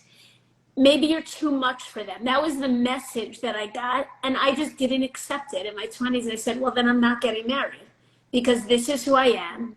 I'm a very real person who doesn't hide and says what's on her mind. And I said, no, I'm going to be something in this world, and I wasn't just going to get married to be married. Like my friends who went on 6 dates and just got married. They went to a restaurant, the Knicks game, and they're like, okay, and I dated a lot in my 20s, but I didn't feel seen for who I was. I felt like I was just being like, do you watch TV? You're going to send your kids to co-ed camp? You're going to do this? Okay, Nami's good. I'll get married. And I said, the guys who wanted to marry me, and there were like 3 guys who were like ready. They didn't know me. I allowed them to shine and be who they are for 3 months, and they were ready. I'm like, you don't know me, because I was told to tone it down. I was told to just go along and be, you're not going to speak to guys like that. No, I mean, they need to be the funny ones. They need to be and I feel for these people who are, if I have a message, please live your life in your 20s. Go traveling, have a blast, do the experiences that you. Okay, that's my sister. This is why we may not save it, but okay. It's okay. Listen, this is the raw part of our open and honest conversation. And thank you for bringing your whole self in. It's a beautiful self, and we're lucky we get to be a part of it. Thank you. See, everyone, this is why I stalk Nami in the pool. She thought here I was this like super, I don't know what she thought. I'm like in the pool half dressed on a noodle, trying to prove to her that I love who she is. And I just, there is tremendous pain of being alone, unmarried, dealing with everything yourself. I have done my tax, my bank account, my money issues, starting an LLC, all this like alone. And my friends are like, my married friends are like, oh my God, it's amazing, And I don't realize how amazing it is because that's what I have to do. I'm by myself. So I have to do it. There's no one here, I watch Mel Robbins a lot. I don't know if you know who she is. Okay. So my 20s was miserable, waiting to get married, seeing this isn't happening. I was your age. I was 29 and I was turning 30 and it was going to be the last. I was like, well, I'm done. I'm like, what is going to happen to me at 30? And guess what? I turned 30 and I survived. And in my 30s, thanks, Mom, I love her. In my 30s, I started changing my mindset. And I'm like, Mel Robbins, no one is coming to save you. No one's coming to save you. No guide, no parents, no therapist can tell you you're going to get married if you do A, B, and C. If I tell you that I went to every makubal under the sun, I was told to buy a shot glass that my husband is going to step on under the chuppah and keep it on my bookcase and look at it every night. That will get me married and saying 2 prakim of Tehillim, certain ones. So I did it. I said Nishmas for all my friends. I said Shir Hashirim for all my friends, and they got married. I'm like, you guys didn't have enough kavanah for me. I said it, and you guys got married 4 months later. So this ties into religion a little bit. I never hated God. I'm a very spiritual person, and I really do believe. Thank you, Eileen. I love all my friends here. In real life and Instagram, I have the best followers who are incredible. And they only see, I don't get like this a lot, Tzipora. I'm the funny one who makes funny reels. And we all know that the comedian has a very dark side inside. But this is very hard to talk about because no one can solve this pain. It's really not in my control. I think I'm a great person who has grown, gone to therapy, worked on herself for 10 years and has really made progress. Moved to Israel at the age of 30 and said, let me try that. Then moved to New Jersey, then went back to the city. And then 3 years ago, I said, this isn't working. And I was nervous and I picked up everything in Corona by myself. No one came because they were scared to get sick. And I moved the entire apartment myself, packed up my car, took it down. I came to Florida. I knew 2 people here. And I'm like, if I'm going to be single, I'm going to be single in a pretty place. Yeah. People would say to me, Laura, you're leaving New York? The mecca of dating? Are you insane? What do you want, an 85-year-old down there? You want to eat boiled chicken and go to sleep at 6:30? Once you go to Florida, Nami, how dare they? It's over for you. It's over. My life has exponentially gotten better here in so many ways. Am I married yet? No, I am not. But my mental health is better. Seeing the sun every day and the beach is amazing. I have met incredible people who don't judge me, let me be who I am. I am friends with all ages down here. and I was able to start a new life. Kilo, not the nummy from the West Side and carrying all that stuff. I was able to just be me. Yes, people meet me and they're like, oh, what does your husband do? Where do you send your children? And I go, I'm like, do you see a ring? Do you see it? No? Okay. And whatever I answer, I'm like, oh, they're in NYU in the freezer, and I visit them once a year. That's where my kids are. And they get very uncomfortable, and it stops them. Or Right. I'm into women right now, and I'm going through a stage, and they shut up. I don't ask someone when I meet them, where's your husband? Right. What is that? Good point. What is that? Would I ask someone with a little belly, when are you due? Just like you don't say that to someone, you don't ask, where is your husband? I don't know where he is, and if you find him, please let me know. Oh my God, I'm so sorry. I just assumed, right? Because I'm in a very married community. Okay, which leads me, I'm sorry, this was a very long-winded, which leads me to the religion. Don't you dare apologize for sharing your God-given goodness with us. I won't let you do that. Thank you. I love every part of you that you're sharing. Thank you. And I'm just sitting here thinking, should I move to Miami so I could just talk nummy and be her best friend? Because You need to be. I know I don't want you to lose your thoughts, so like hold tight.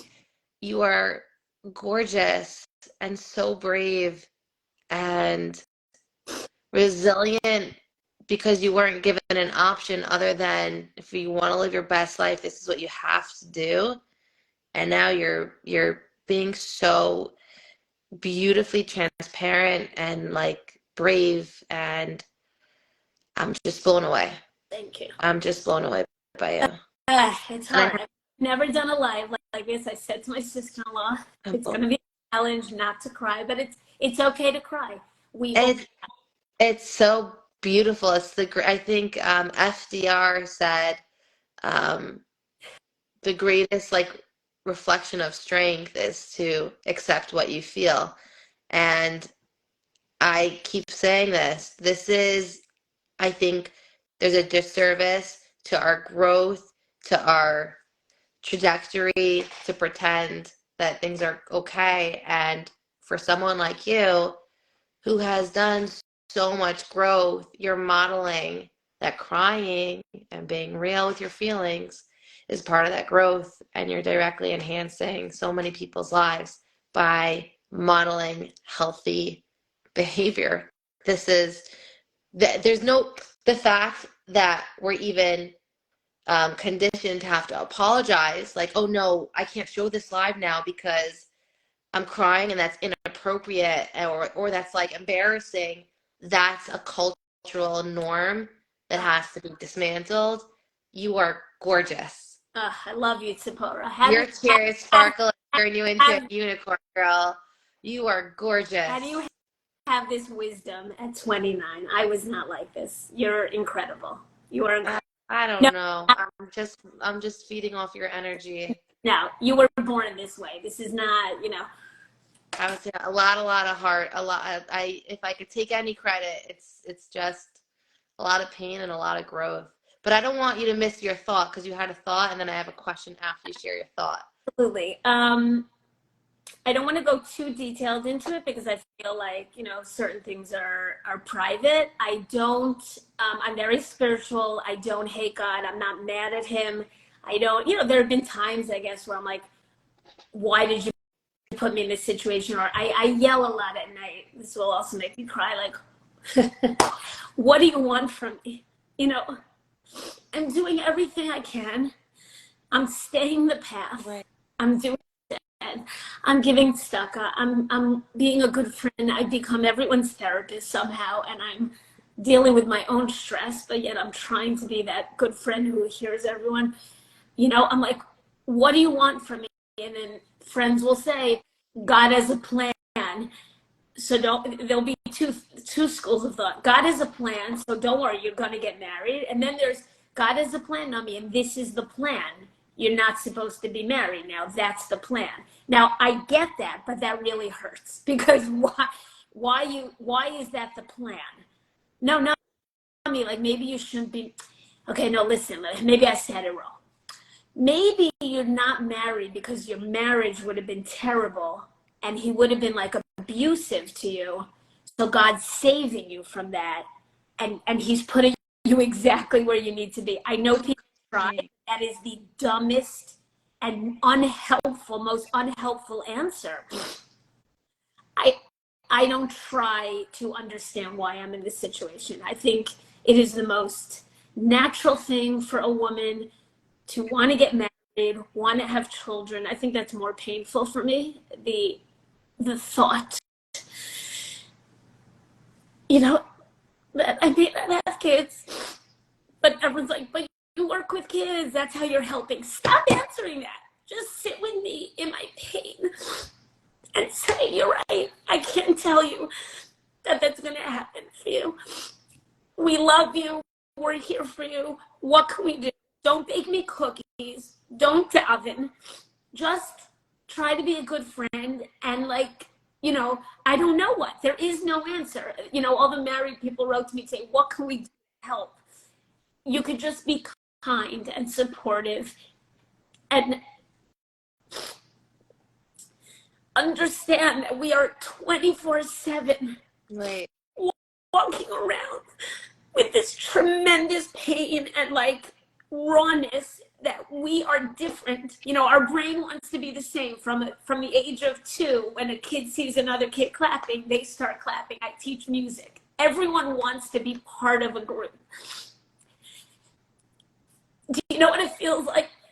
It feels like everyone got into this amazing club and I'm still online and they won't let me in. And I'm missing some great thing, And I know I don't want to hear marriages and all that. It's hard. It's problematic.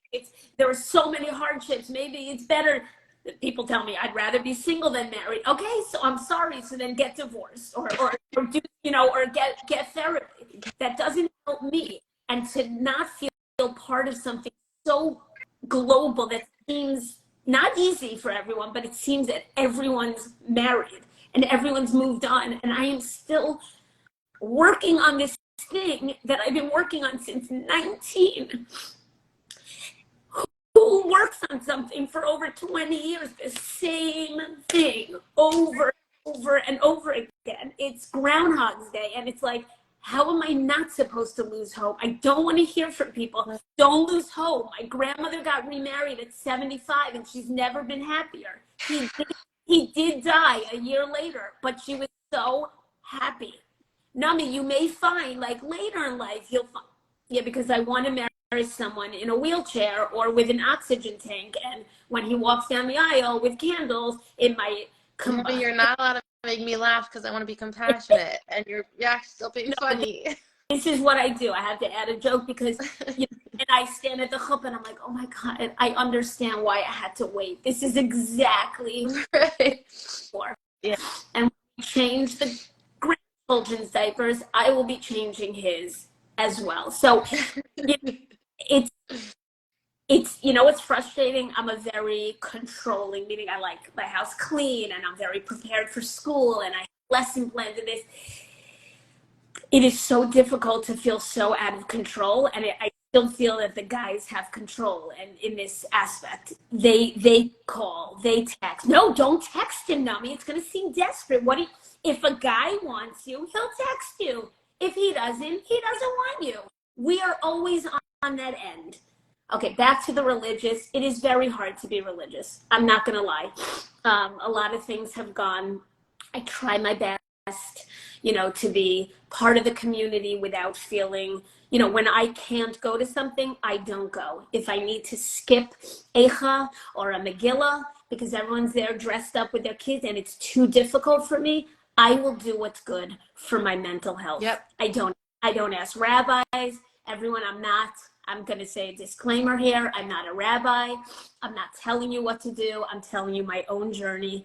I don't judge anyone for not keeping Shabbos fully, not wanting to go home to the family for holidays. It is so painful.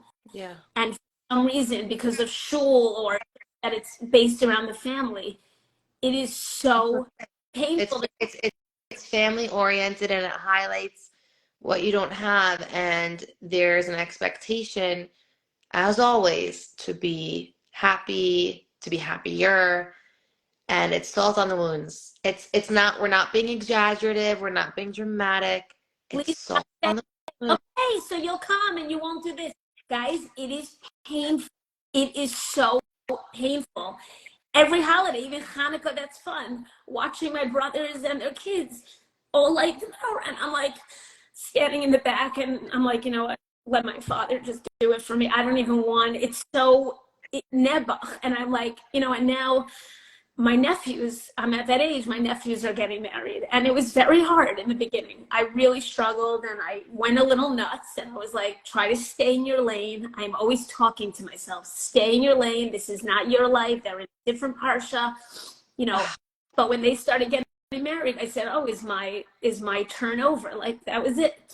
And I really believe, Tzipora, that you could find love at any time in your life. I really do. If you're open to it, you could find love. It might not look the way you thought it would look, but you could find love. But I regret, and I'm telling this to the 20s and 30-year-olds, I regret spending so much time worried, anxious, trying to find different ways to find someone, not going to school because I didn't want to be away in the summer because if I got married and this was my last summer, I didn't want to travel. I think this might be my last single summer. I've been saying that since 21. You know what I mean?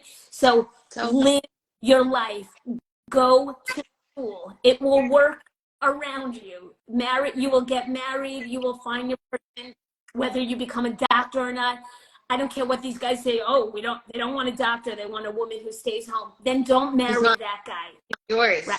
He's not meant to be for you. This is your life. You have one life. How sad will it be if you look back and say, oh, because I was waiting for a guy, I didn't get a degree. I didn't go to Thailand. I never, you know, took that course that I wanted to in South Africa. And like, here I am. And guess what? I'm not married. Or I didn't do it because of what the community would have said, which controls, which I assume controls my destiny. So I didn't live my best life because of the judgment I would have received. Right. So your advice is don't worry. Don't worry. Don't lose out on opportunities. Right. Step out of the community a little. No one's saying break Shabbos, kosher. You can do all these things. Religion. Plosker can go to Thailand. Beautiful Beis Yaakov girl. I'm shouting out to her. Everyone can go to Thailand. You know, Andy's grandmother and my mother are best friends. We go way back. But live your life. And if guys are intimidated, I love this line. And this was when people say, you're too much for him. You're not too much. You're not too big for him. He's too small. And I'm not I'm not putting down men, but they can't just come to the table as an accountant and loving to watch Netflix and think that they're going to get a girl who loves life and sports and music and this.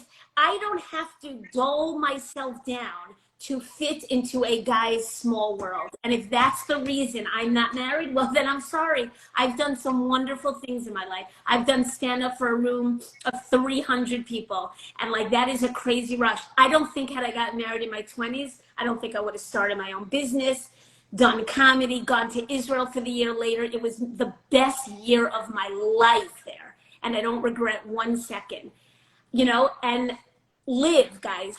Live. Time goes really fast. If people would have warned me, you know, at this age, I wouldn't have believed them. Okay, it's not going to happen to me. Yeah. I'm here. Travel, take courses, do things, you know, pick a hobby and like go do it. It's not going to help you with your pain or your depression that you're not married. But someone wrote to me today, what can we do to, you know, help us? It will keep you busy, but it will make you a more interesting person and whole and healthy. So when you meet the person, you will be ready. I always say that. And if you invest in yourself to become the healthiest version you can be, you're only enhancing every aspect of your life and every prospect of your life because you're a healthier person. Right. Also, you know, just... Say it. you know, to the women here, I'm not, again, it's not bashing men. There are men out there who don't want to get married. It's not a bad thing. They have the choice to not want to get married. I love how these, you know, shadchanim, he's either gay or he doesn't want to get married or something's wrong with him. Listen, marriage is not for everyone, just like having a child is not for everyone or traveling is not for everyone.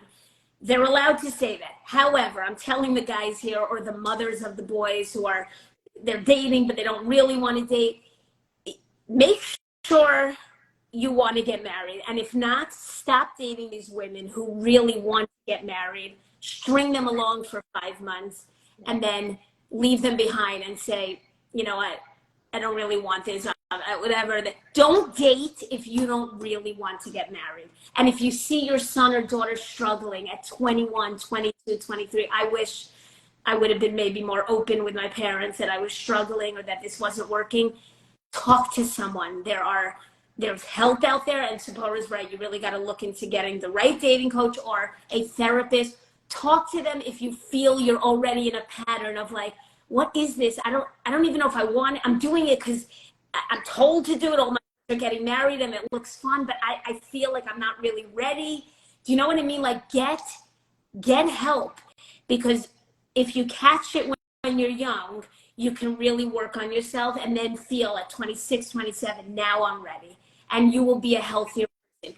No one said, there's no rule book that said you have to get married at 21. Doesn't say it in the 10 Commandments. Right. Who said that? And why is it over? If you're 24 and you're not married, you're screwed. No one, I don't know where this came from, but don't you want to be in a healthy relationship and you don't want to go in with all your stuff and your trauma and things you didn't do, and then you resent your husband? Once you get married, guys, you're married. Things change. You have children. You can't just jet off and travel, and I know you know that, but like you don't realize Connie's trying to get my attention. Okay, well, hold on. She said, what's the safe word? I forgot her. Oh. Is there a tech issue? If there is, then just deal with it. Okay, hold on one second. Give me 1 sec. Give me 1 second. Okay, hold on. There's a way to...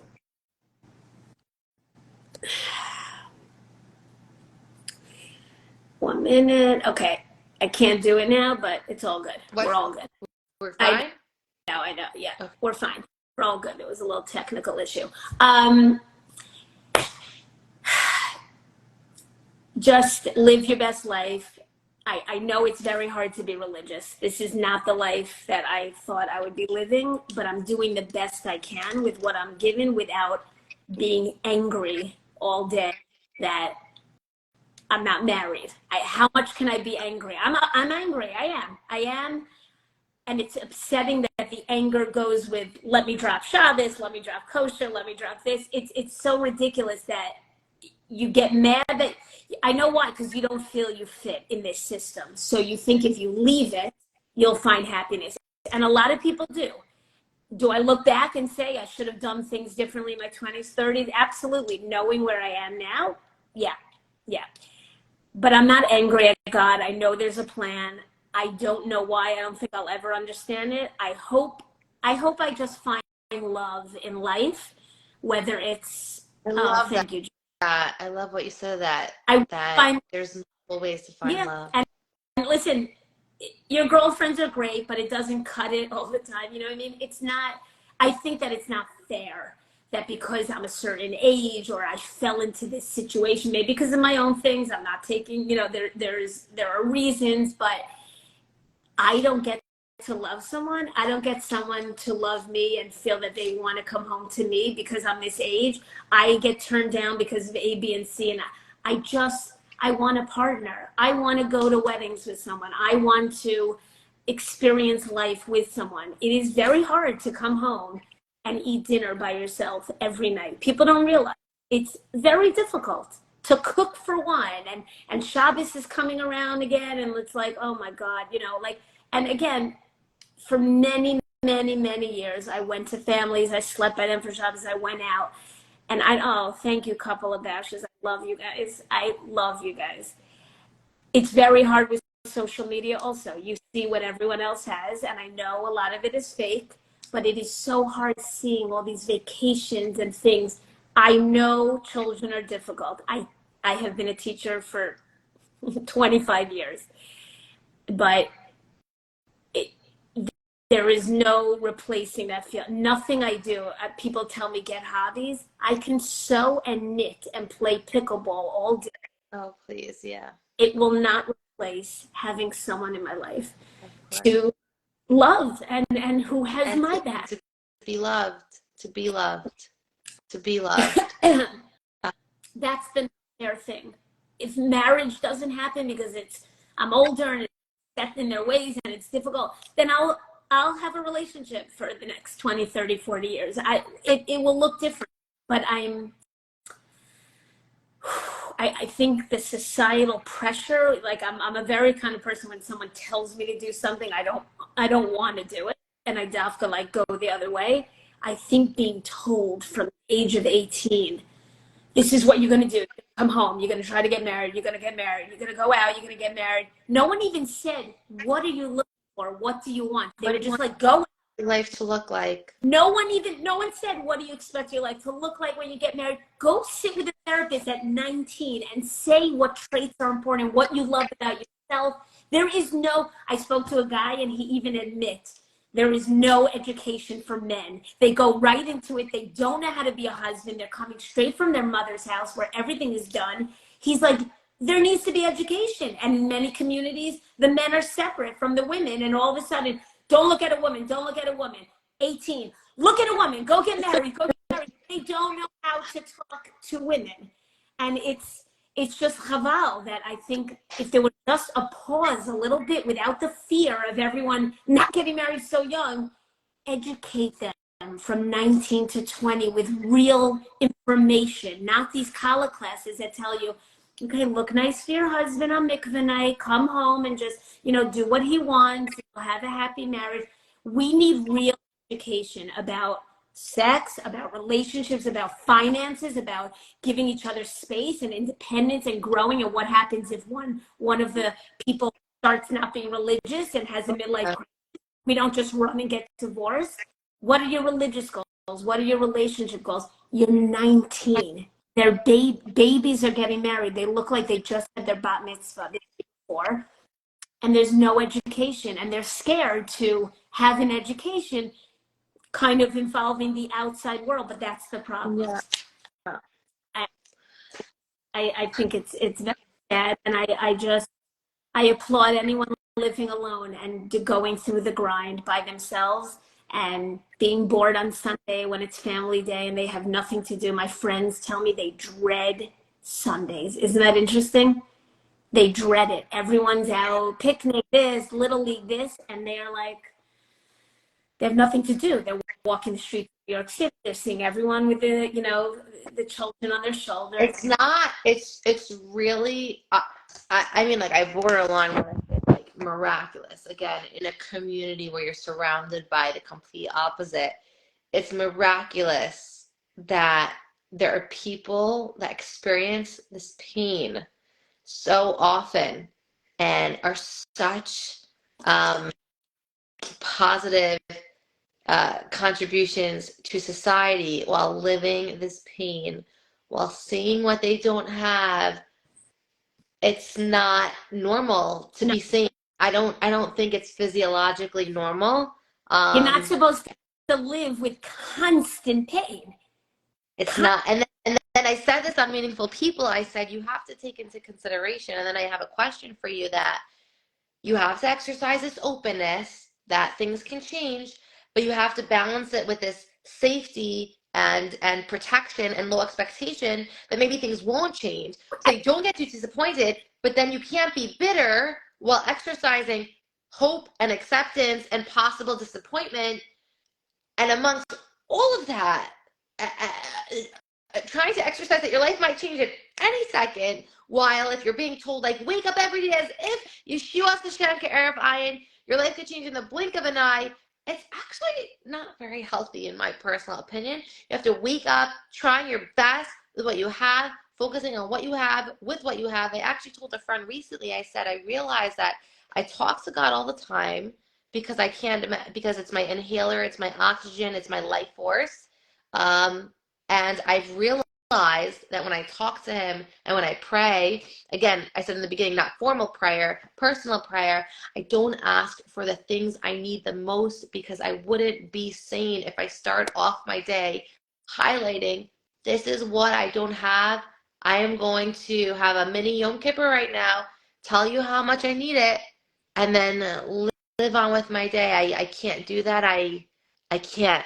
I can't. And someone said to me, and this is such a supportive friend. She said, "You don't need to. He knows. That's why he's God. He Right. knows what you need." Someone else might say, "But that's what he wants. He wants you to pray Correct. and maybe like Hannah from the Bible because she prayed." I'm not comparing myself to the greatest leaders of all time. You know, we're not supposed to do that. He knows, and These religious answers, I hate to say it, I don't want to sound like an apicurus. These religious help me, please are say it. People need to hear it. they are toxic. They don't help. I don't want to hear about Hannah when I am crying in pain of my own situation. Hearing about Hannah, or, oh my God, I heard Kuf Chaf Bet, like, really helps when you're down in the dumps. That is not helping me, guys. Feed meat to a dog and pray and say Perek Chaf. You're getting all your negative stuff out, and the dog's going to eat the meat. And it's like, Someone said that to yeah, you? yeah. I've done everything. I fed meat to a dog. I've said the thing. As you speak, don't say this to a friend. Say, I am with you. I am hearing you. I can't imagine how painful this is. If there is anything I can do to support you, we are always thinking of you. You do what's comfortable for you. If you don't want to come Shabbos, don't come. You don't even have to tell me. Don't show up. That's what I want to hear. We understand. If Yeah. Rosh Hashanah is too hard for you, then you'll just skip it. If you don't want to go to shul, you don't. That's it. I feel like a pariah. I feel like I stand out. I have a sign. I mean, I feel like I have the scarlet letter A, but I feel like I have an S for single. Yeah. And it's an invite for everyone to come over and ask my situation. And You to pieces. I don't want it. I don't want it. And that's why I want to move to Arizona and just live like on a mountain. But that's not the answer either. We need to figure out a way that we can live in this community without feeling bad about ourselves. I don't know. No one's blaming. It's not the Marys, the rabbi. The community as a whole needs to change its tone about this. I don't know how, because there's still going to be Pesach and there's still going to be holidays that you have to go home for. But ease off on the comments and the reasons why you're not married. You're not God. No. Pray. Anna prayed and you'll get married. You're not. I know you're trying to be supportive, but no one is God, and no one has the right to say, listen, this is probably happening because you're not going to enough like singles events. Do you think you should put yourself out there more? These events are great. Really? You got married at 19? I don't want to hear me. It's awful. Anyway, This Purim also, someone said to me, Purim, like the gates are open, you should pray. And I said, can you pray for me? Because I can't right now. And I'm grateful to my exceptional friends that I know are praying for me, because I often can't. And this person said to me, but like, are you really praying? Because like, do you really want it? And like, do you really want to get married? Because if you really wanted to, Hashem would have heard your prayers. Yeah, right. Do you love that one? I think I blacked out a little bit. And then I said, because I'm working so hard on self-advocacy, I said, and again, if you can't work on self-advocacy for yourself, think of other people. You'll be amazed what you can do when it's not for you, but it's for other people. And I said, ooh, that was really insulting. That really hurt. That's probably one of the worst things you could have said to me. And this was to someone in a big position of power, in a leadership position. And then they said, oh my gosh, I did not, oh my goodness. That's not what I meant. So it actually is what you meant. There's no other options. And it was really hurtful. And they said, I have to ask you for an apology. Like, you're right, I messed up. It's so hard. And my next question for you is, I'm very new to live, so I'm so glad to see there's a huge audience. We can keep talking. I don't want to hold Wait, people hostage. Like, and thumbs up if you want us to keep talking, and I guess thumbs down if you want us to let stop. us There's know just so if you're much still to with. say. I mean, I've Yeah, let us know if you want us to continue. never had Two two things. I saw that you. people I on saw, 2 hours straight, Tzipora. So it must be you. okay, I saw you. No, no, no. It's definitely both. I'll say it's us. I see Great. there's something that you pinned, so I want you to Yeah. talk about it after. But my question for Yeah. you is, and I know you've mentioned it, but I just want to highlight it again. I'm learning. I'm learning so much from you, from my experience, from what works, from what doesn't work, but now so much from you. And I know for myself for a while, I've had my mission statements of what oh, yay, people like, we should keep, okay. Wait. Um, Can I just say one thing? Tzipora and I spoke before. Can I tell them? yeah, you can tell them. She's so cute. This is only her second live. So she's like, so I'm thinking like, like 30 minutes. I'm like, oh, my lives usually go like an hour, hour and a half. She's like, people stay on that long to watch? Yeah, you'll see. She's like, all right, let's see. I said, we're going to have a safe word that if it's not going well, like just say watermelon, avocado, like out of the blue, and I'll know to cut it. She's like, yeah, I get tired. Meanwhile, it's 2 hours and we have 250 people watching. This is important to talk about. But anyway. Good. Thank you. You want to do this thing, let me know when your brain is fried and we will, Okay. Thank you, everybody. I'm so happy. This is for you. I had my conversation with Nami. We hashed this out. This is not for me. This is not for her. This is for you. This is truly for you. Did I really mean that. I really, really, really, really, really mean that. So, so like for a while, like I had my different mission statements of what my mantras were to life that kept me going. And then I would realize, ooh, this one, like for example, it was so false. It was so false. I so badly didn't want to be in pain. And I used to think years ago, I guess I would say in the middle of my dating career, I said, every person I meet is an opportunity to learn something new. So I'm going to learn something new. And I was really just like covering up all my pain and frustration of having anger and confusion and disappointment. And then I've reevaluated and reevaluated and reevaluated. At this point, when it comes to dating, one of my mantras is, I'm just going to go have a good time. Right. I'm not even thinking about if he's my husband, if he isn't my husband. Someone's taking me out for dinner or drinks. I always ask for drinks. If it's not a good date, I can have many more drinks and have a good time. That's one of my dating mantras for now. I just want to have a good time. Again, it protects me from the disappointment. It protects me from the expectation. It helps me be my best self. But for you to your life, and I know you mentioned it, but I just want to highlight it again because it's so important and you're so beautifully blazing forward. And that doesn't mean it's perfect. And that doesn't mean you don't have pain. It means you've done so much work. And it's because of that work that you can do an amazing job with life. What's your mission statement that keeps you going? Because you did not have to be Nami and me and be this light and beacon and humor. Like you didn't have to do that. So like, what's your mission statement that keeps you going? That's a tough question because there are many days that I don't want to do anymore. I don't mean, God forbid, I'm not going to say anything, not like that. But there are days that I am very, very down. Someone asked me in one of the questions, do you ever get depressed? What do you do to get out of it? There is a lot of self-talk, a lot, because no one's here to, get me right in the morning. Let's go. We're going to have a great day. I have to. And Mel Robbins is very into talking in the mirror and saying, high-fiving yourself. I did it for a while. It was weird. But, then I got used to it. Like, you got this, Nami. There are days I don't want to do this. I don't want to get on Instagram. I don't want to make funny reels. I'm like annoyed at the world. I hate everyone, Then I talk to myself and I say, I name all the things that I'm grateful for. I think that's very important. All my talent. Do that. You really take the time and you do it. I do that. I should write it. I used to journal when I was 16 to 21. I wrote and wrote, and that was very helpful.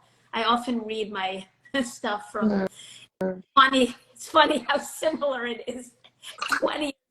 This woman said, stay hopeful and be open. I was 40 when I swiped right with my now husband. That was very sweet of you to share. Thank you. That's really nice. And thank you for the two of you can change the world. It desperately needs change. That's what I'm trying to do. My mission statement is this. Now that my nephews are dating and nieces soon or whatever, if I can change the system for myself, at least I want to help the younger generation, even if it's very painful, because I don't want people going through this and in a blink of an eye, they're 30 and they've done nothing but try to get married. It is the biggest waste of time. It is going to happen when it happens, and I'm going to say something bold, or it may not happen. I don't want people going, stop saying that, it's going to happen for you. I went to the altar the other day, and a very nice Hasidic couple came up to me. Oh, where's your husband? What do you do? And they saw me take a picture. Right away, within 30 seconds, they named a boy that they know for me from Muncie.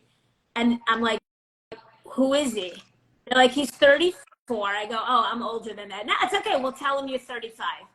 So I'm like, no, it's okay. Oh, no, he's great. So I said, listen, I'm okay. And I try to tell this to people now. I'm okay where I am if I get married. No. I go, I'm living my life. She goes, you've lived your life already. It's time to get married. I mean, this is someone I met 30 seconds ago. Now, granted, she was wearing like a tichel. I think her hair was shaved. We're from, she is from Muncie, but she's a different, mindset. She goes, stop saying that. You have to have emunah, and unfortunately, I'm so used to this that I just laugh now. And I'm like, oh, good, I'm going to make a comedy routine out of it.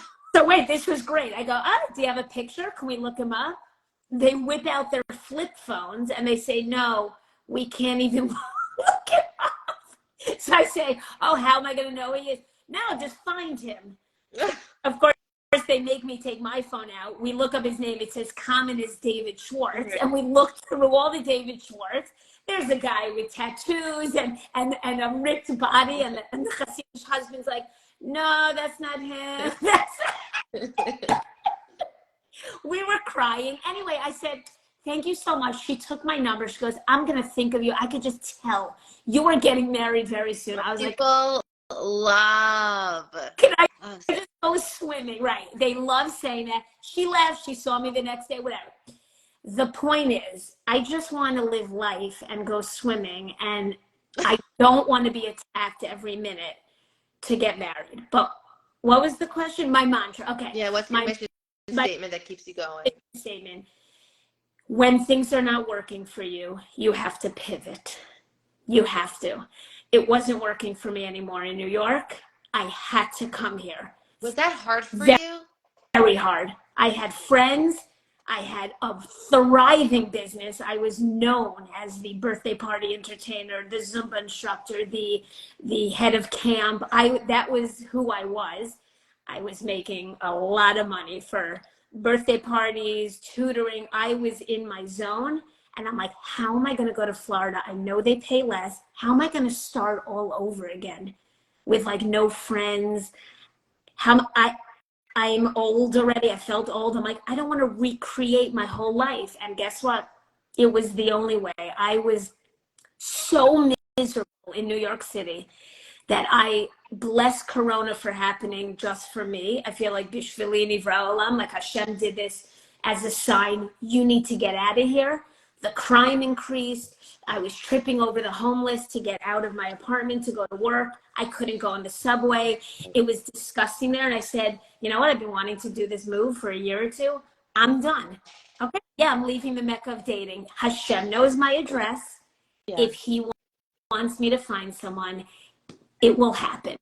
I literally picked up. It was hard. I had a friend who's watching here, she was very motivated. She goes, you'll do it, Nami. You'll get into schools. You'll get your name around again. You will do it. You have that personality. You talk to everyone.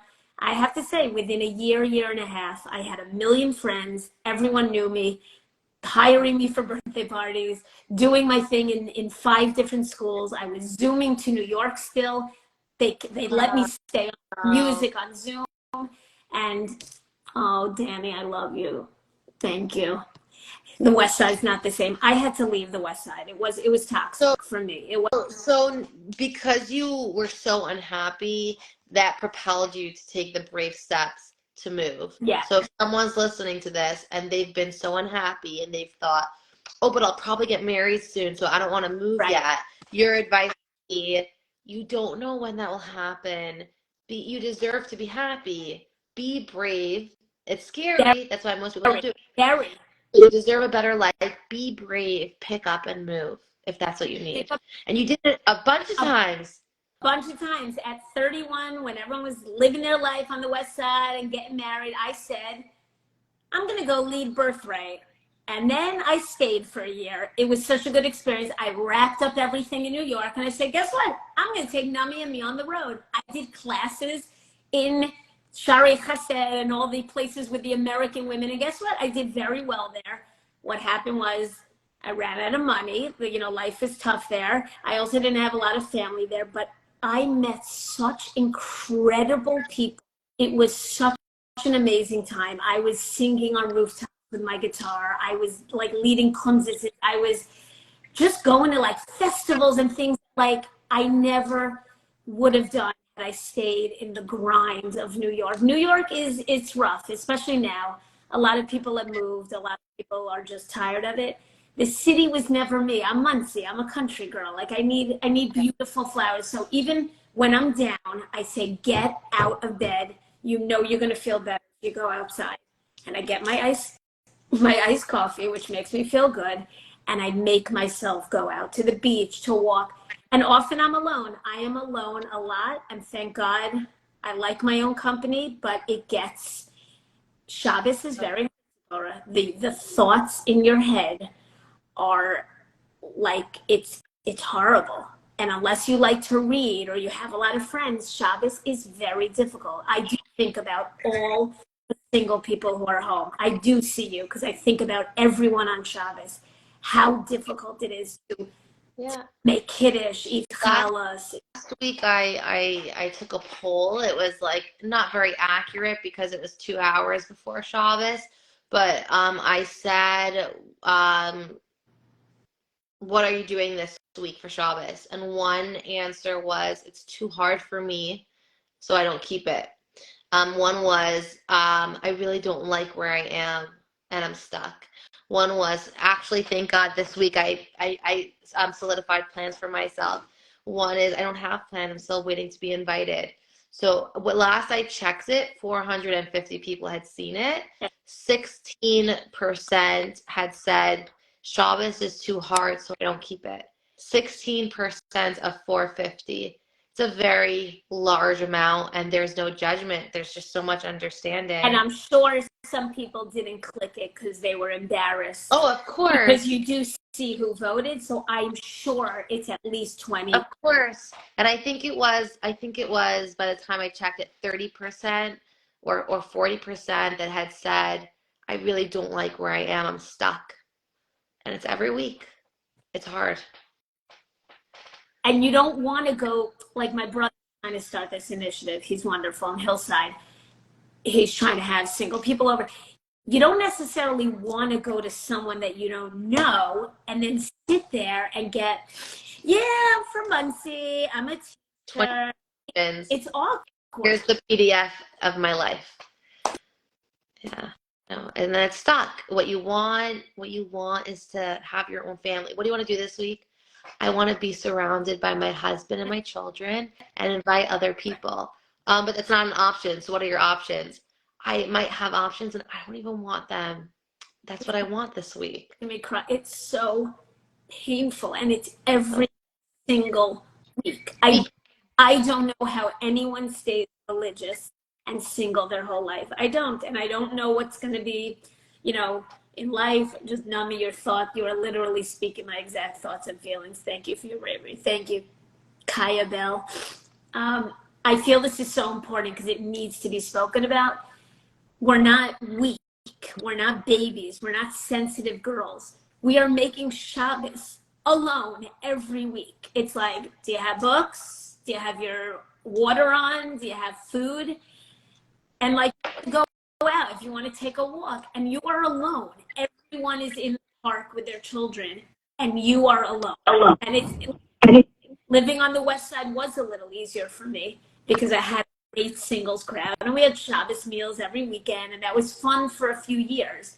But then slowly people get married, they move, or it just gets old, or you don't want to do it anymore. But there was a fun period where I felt I had a community, and that's why I moved there. I never wanted to move there, but I didn't know where to go because everyone got married.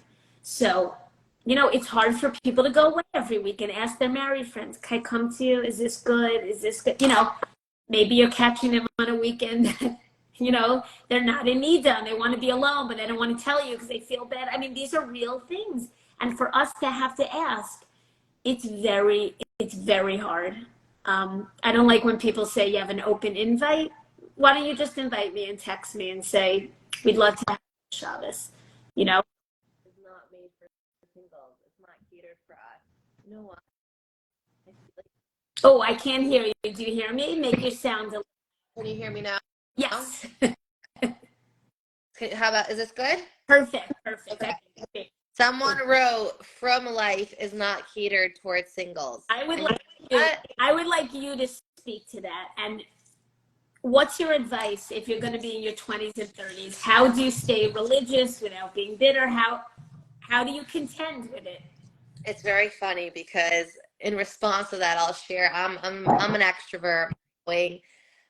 I'm confident, and I'm just checking. Can you still hear me? Perfect. Okay. And if I go someplace where there is a secular crowd, whether it's the gym, whether it's on vacation, even when I used to do outreach, the guys and girls would always say to me, there's no way you don't have a boyfriend. There's no way you're not in a relationship. There's no reason why you shouldn't be. And I would think, like, well, I feel like there would be a lot of options if I considered people that were not religious, that maybe were at a different religious pool than I was looking for. I actually agree with you. I mean, not to disrespect God, I love you, but Right. at a very simplistic level, being from and single is not made for single people. I think when you say that, you're saying there's a few pieces. One is culturally, your life would be so different if people aren't on your case about standing out. Although I will say, this is new for me, and maybe Nami could speak on this. I feel like even in my age and stage, people that are my age are in a relationship already or are getting married and have children. Like when Justin Bieber got married, I was like, Justin Bieber is married before me. Like, how God, like that I can't contend How with. about a guy that I know in a community who went to jail is on his second wife? I don't understand it. So keep going. Right. So that was hard for me. It still is. I mean, Justin, like, may you live happy and well. But that was confusing for me. And I do think it would be easier, A, because of the cultural piece. B, simply physiologically, physically, everybody has needs. And if you're not religious, you can react on those needs. If you're not living a Torah lifestyle, then you can't really, like, the relationship doesn't really have, I would say, like, guidelines in place that can protect each party, but that even if someone's religious, those might be dismissed. And then C, there's a lot of pleasure that the world has to offer.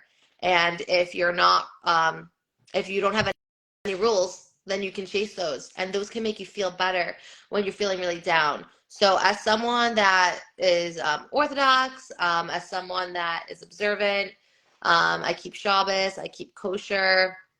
For right, like I still am Shomer Nagia. I don't know how. I've dated a lot of people that aren't. That makes sense. That's really healthy and normal. I don't have a judgment on it. I don't expect anyone to be where I am. It's really unnatural. In relation to being religious, because there's such a big spectrum. I think every person has to do what works best for them. And if someone is privately living a different life because they think they're going to get judged and then not sent the right match for them, you're doing a disservice to yourself. You're doing a disservice to your match because you're attracting the wrong person. And it is extremely, extremely cruel on the girl side and on the men's side. I think you're only pushing, I think you're only um, making things more difficult for you in seeking a soulmate by not being transparent with how authentic with your religiosity. So I think it's really important to be authentic with where you are so that you can attract the right person. Can I just say, it's yeah. hard to know though how to be authentic. Are you reacting to being single so you're breaking Shabbos because of that, but really married you want to be religious? Like, are you only doing it because you're single? So, or do you not want to be religious anymore and you go out there and say, this is what I am? I think a lot of people who break Shabbos or do certain things are reacting to being single and alone, and they're trying to find ways to cope. But on the outside, when they get set up, they want a religious guy. But guess what? I bet that guy is doing the same thing privately. Yeah. It's a very... And I would invite that into a conversation. I would say, have you ever been, you know, if the relationship is progressing, have you ever been so lonely where you felt like you had to break Shabbos, and see what they say? And if they say yes, I mean, this is going to be your best friend. Or maybe they say no, but you say, actually, I have, and see how they respond. And if they're not supportive, then you don't want to hide in a closet your whole life. Like Jackie Glazer talks about this in reference to mental health, and Meaningful People just spoke about this in reference to mental health of like, why are we hiding? Why can't we bring our struggles into a relationship? That's the epitome of a relationship, is learning how to deal with differences and be supportive, independent of your differences, and respectful. We're scared to be judged. Yes. And there's so much judgment. We all do it. We're human, but there's so much. You watch TV. Why'd they set me up with you? They said you were religious. And then there's like this guilt and this feeling of like, oh my God, you know, and then you're like, maybe I shouldn't date. I don't know what I am. What am I? Even religious? I think people become religious because it's just too hard, because you don't fit in. It's not that you want to break things or do things. Do you know what I mean? But you're doing it because you're trying to not drown. You're trying to just survive. But when you're trying to just survive, and it's so, there's no judgment, there's no better. Like I if someone asks me, let's say they want to set me up with someone and they say, I'm sorry I interrupted you. I interrupted you. If someone says to me, there's two things I want to say. One is if they say, I always say, listen, I want you to know, like, this is where I am. Just please, I want someone that also, you know, keeps Shabbos and kosher. So just make sure that that's him. Often it hasn't been, and it always upsets me when something could have been prevented. Or I'll say, if he's not like Shomer Nagia, that's actually really normal, and just tell me, just be honest. Right. The fact that I don't personally think it's normal based on my family, based on my social circles, based on my lifestyle. It doesn't make sense. It's something I've worked really hard on. I don't know if I'll stay this way. And there's no judgment for me in that. There's like so transparent. There's just full transparency because we're all trying our best in our relationship. I've said this before, you know this, Nami, with Hashem is just that, a relationship. I focus on my relationship with him. No one should focus on how I relate to Hashem. I'm not going to focus on how you relate to Hashem. It's personal. When someone calls me up for a good friend, I have all different colors of the rainbow. And I feel like that's the best way to learn, from having all different kinds of people in your life. And I describe how incredible my friend is, that she was the madricha in seminary. She was the leader of a kiruv group. She started her own organization, like literally everything you could possibly think of. And then they say, but does she watch movies? Right. To me, that is gullus. That is a lack of clarity between what is emes, what is truth, and what is false. That is and I'm being brass maybe, or this is my opinion, so maybe I shouldn't be so reactive. I'm going to try to control myself a bit. Oh, That to me, there's an injustice, and I think then that's how people start evaluating their religiosity. Like, oh, does he watch movies and listen to English music? I understand you're trying to learn where they're holding, and for some reason, the um this has been the benchmark of like this reflects how holy this person but is. do people And understand also that they're like this today at 21? 22 and a half, they're going to be different. And I'm sorry, people, there's also an expectation to marry some exact religion level. It was this way back in the day with my parents. So many people married not religion, and they worked it out. You're never going to find someone who is exactly the same and doesn't grow either more than you, less. If you are not fluid and open to working together, you have no chance. Religion is and growing. people think it has to be black and white. Like I've heard people say, "Oh, I really like him, but like he watches movies, I just can't contend with that." Will that affect the way he raises his kids? And again, I'm being subjective, so I apologize if someone doesn't like my opinion. I think it's important to hear with humility. Will that affect how he treats you? Is that something you could discuss together because you're uncomfortable? Like it's become such a focus that again we lose sight of the person, and that's so sad because then people aren't honest. And then have you ever seen a couple that they acted one way before they got married, and now that they're married, woohoo! Right. And you're lucky that you are both on the same page, because maybe that doesn't always happen. You know what's sad? As you're speaking, I really feel this. People just want to get people married and not happy and healthy. They just want to get them married. They're more focused on, let's get you married, you'll build a life together.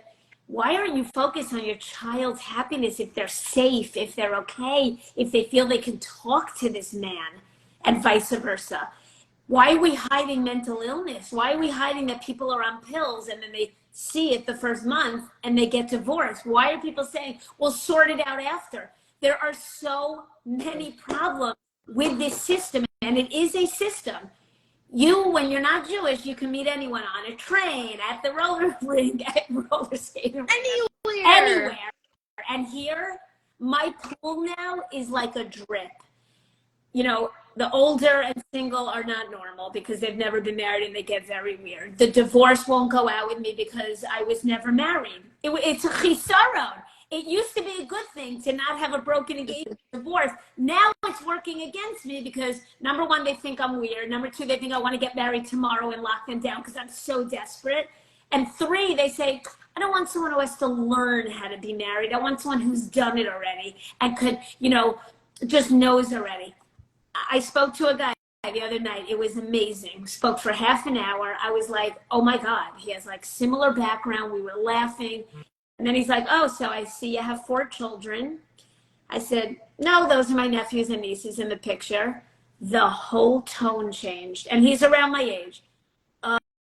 Oh, sink.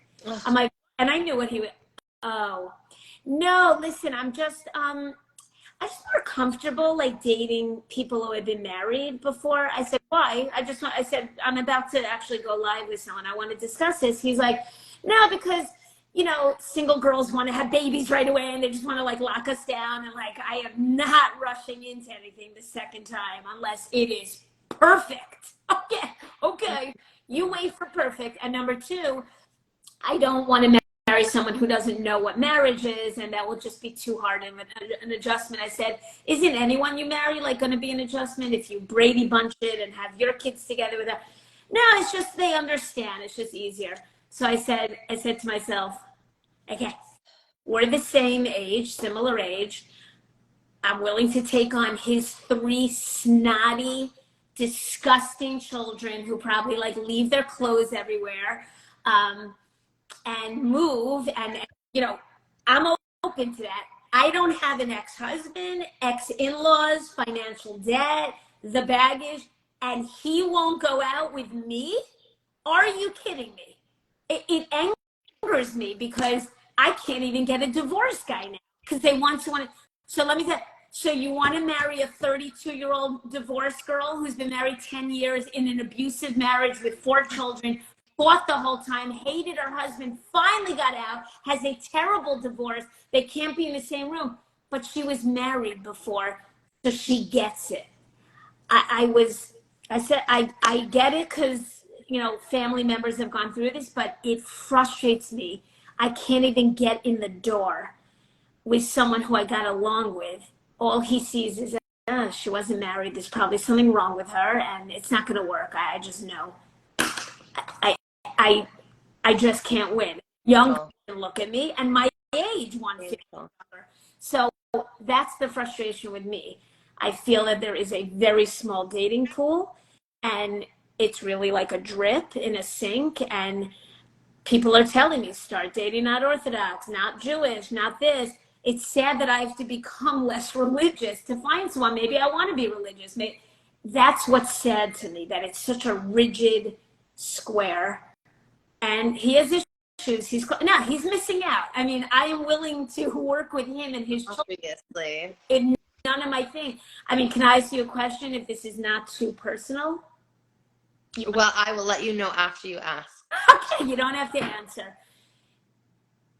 That's my struggle with finding people to date, getting set up, the pool. What do you find is your struggle at 29?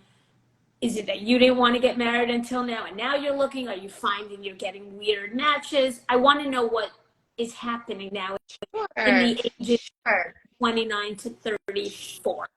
Sure. I never thought about it in this way.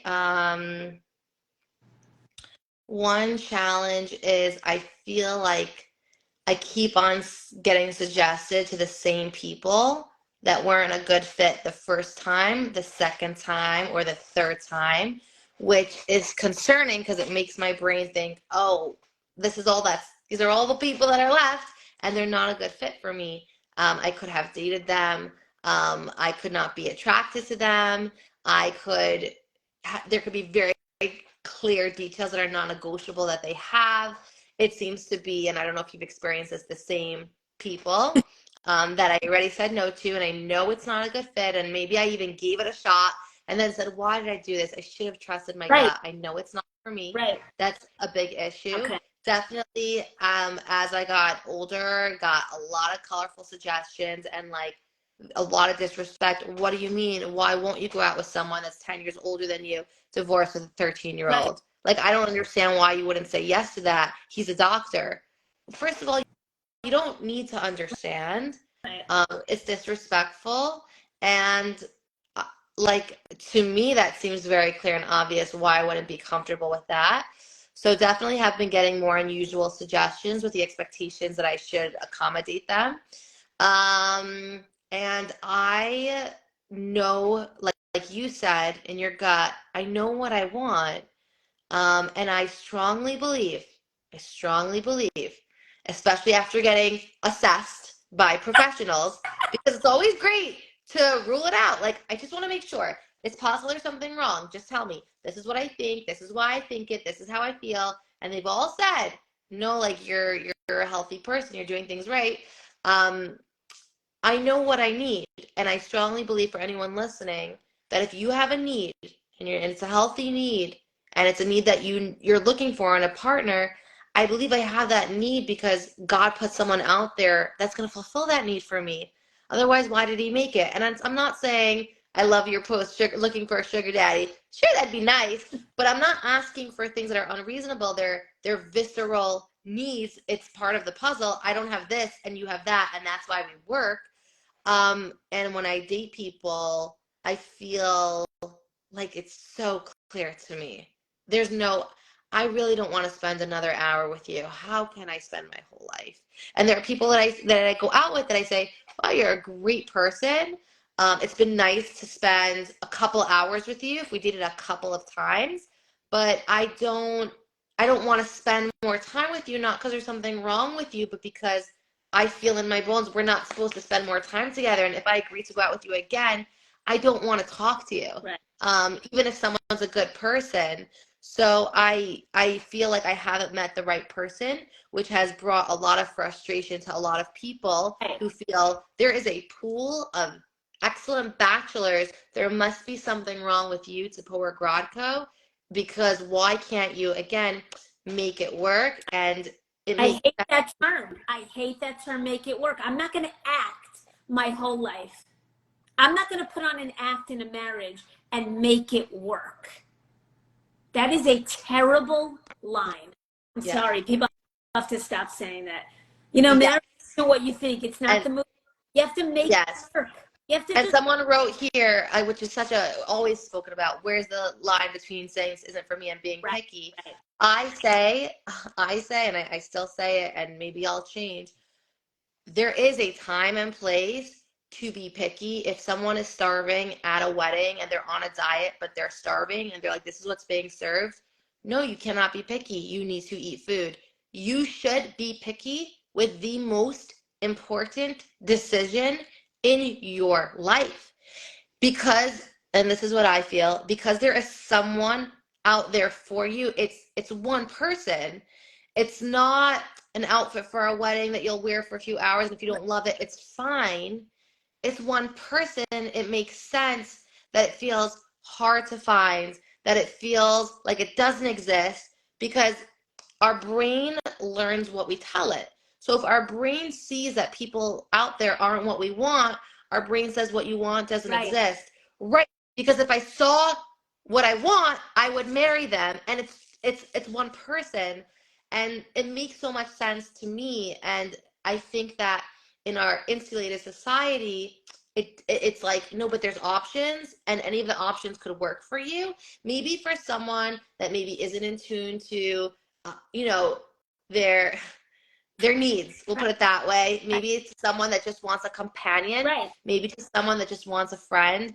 If someone is in tune to attraction, emotional and physical, and you're not compatible with someone because you're in tune to your own, no, you can't make it work. If you try to feed me something I don't like, I will throw it up. I will not be able It's to like swallow. My saying, gag try reflex. like the liver. Just try to like the liver. I know you said you don't like liver, but if you just eat it over and over again, you'll like it. No, Yeah. no. So yeah, so that's been my experience. I can't really provide an explanation. I don't understand it, but I stopped trying to, and I know what I say, and I say this to It's people excellent. that Yeah. care about me. I've said, you've respected my decisions that I've made until now, right? You respect the friends I've chose. You respect the lifestyle I live. Like you see I make good choices. So trust that in this regard as well, I am making good choices. That's excellent. Excellent line. Excellent.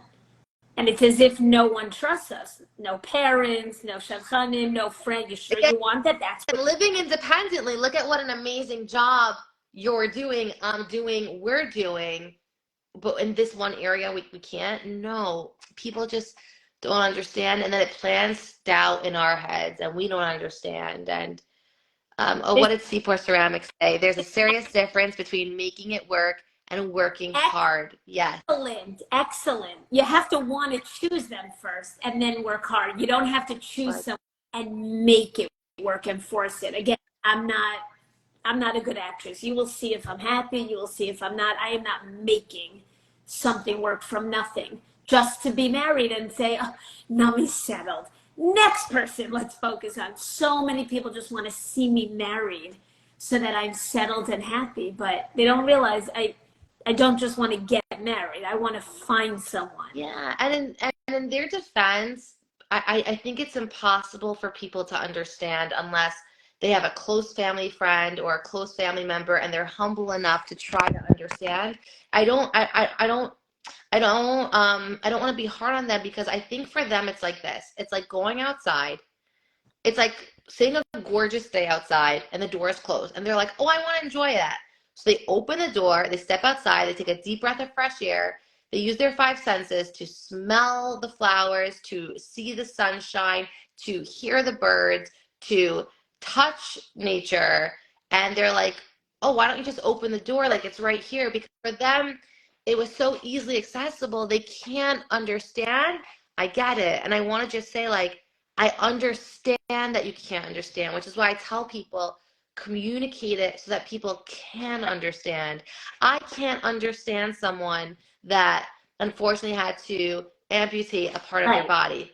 As much as I try to understand, I'm not even sensitive enough to realize all the things that they'll be missing out on Right. until I stop and really try to think about it. You know what? It's not even a good example. Maybe I'll use a better one. I'm very comfortable public speaking. I've been told that it's the number one fear, more than dying. I can't understand that. It's the number one fear. Is what? People would rather The die number than public speak. wait, the number one fear is what? I missed that. Public Oh, speaking. is really more than Yes. So I can't understand that. And I wouldn't, if someone was forced to do it on a daily, I wouldn't be able to understand their pain. I would think like, or put myself in their shoes, because to me it's so natural.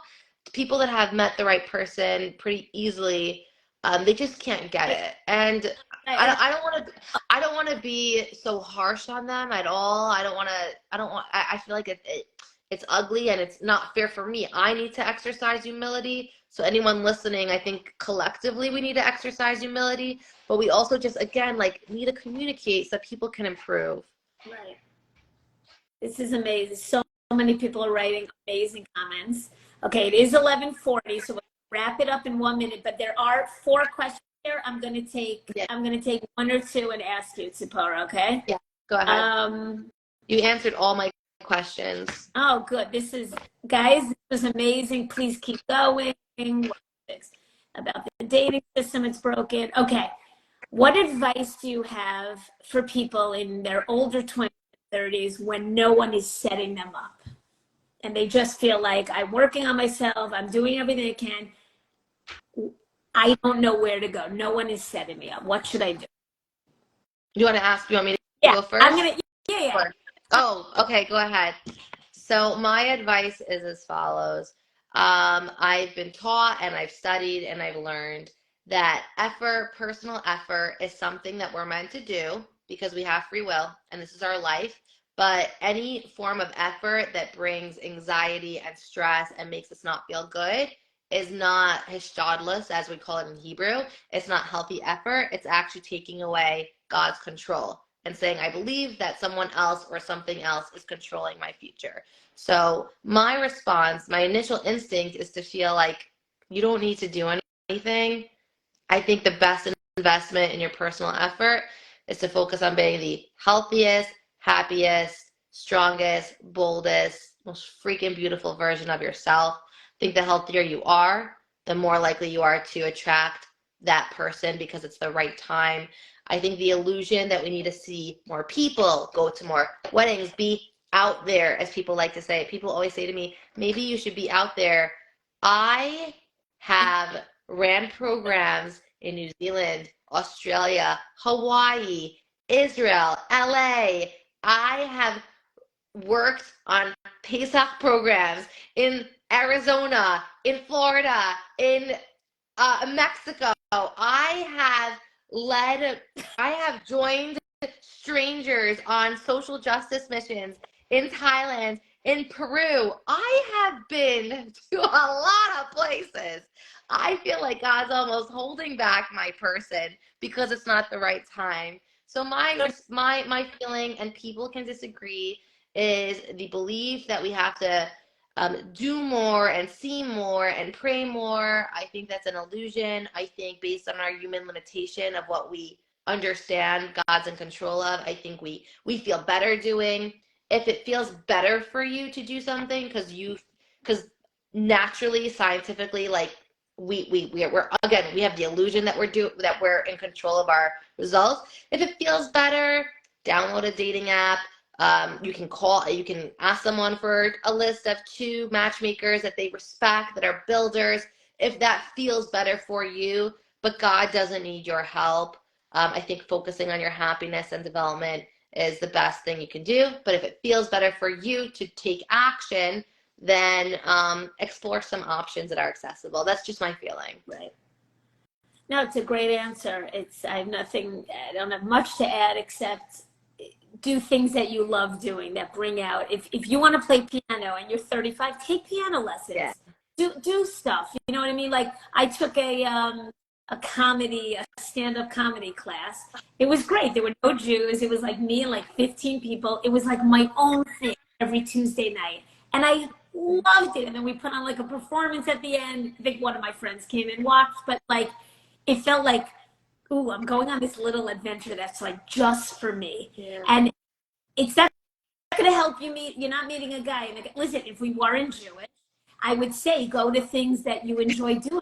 Find other people who have common interests. It is very difficult in this Orthodox world. And I don't know the answer to that because it seems that there are more girls. I'm scared to say this. I don't want people coming at me. No, that are healthy and beautiful and hobbies and take care of themselves. And I feel like we don't feel that there are enough healthy men and, you know, who are, I don't know, minded, socially appropriate. I'm not knocking on anyone. I think that, you know, it is just a little harder for the but just live the best life you can. Stop waiting for him. He's not fixing anything. You know, he may fix your car. That's about it. He's not going to complete you. It's not the movie Jerry Maguire. You complete me. You complete yourself. It is very hard to be alone. That doesn't take away from the pain, but you just have to do things that you love. The world has so much to offer. Find your passion and just go do it. And again, Hashem knows where you are. Don't spend your time on J-Swipe or any of these fake apps because they're terrible. Half the guys are married, not Jewish. They're catfishing you. If it's going to depress you more and say, oh my God, there are no men, then don't do it. You know.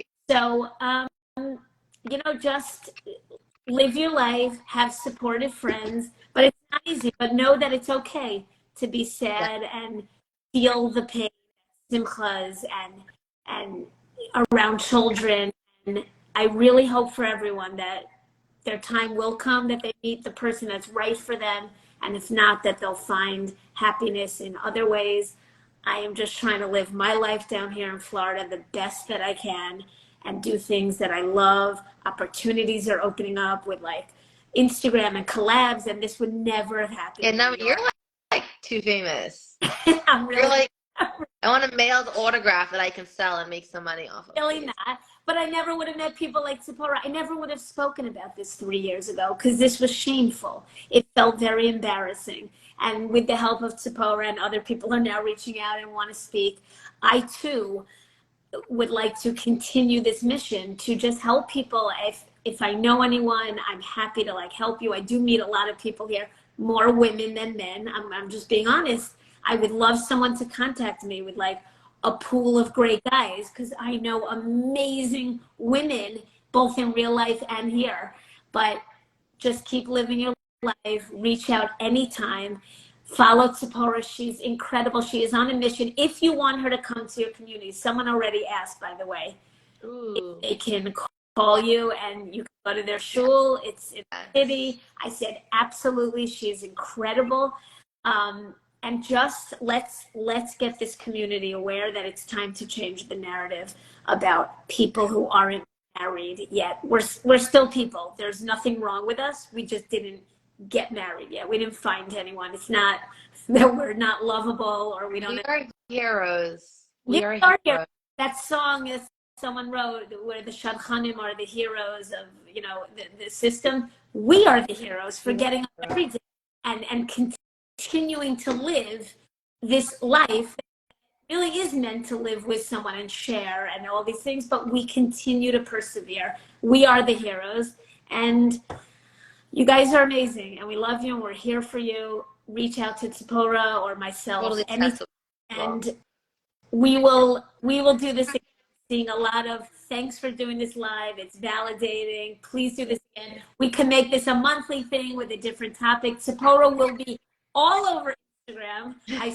She's doing lives and speaking with all these different people. But thank you for reaching out to me and making this happen and really pushing me to do this and staying on top of me. You know, I'm so humbled. I'm ordering T-shirts with your face on it.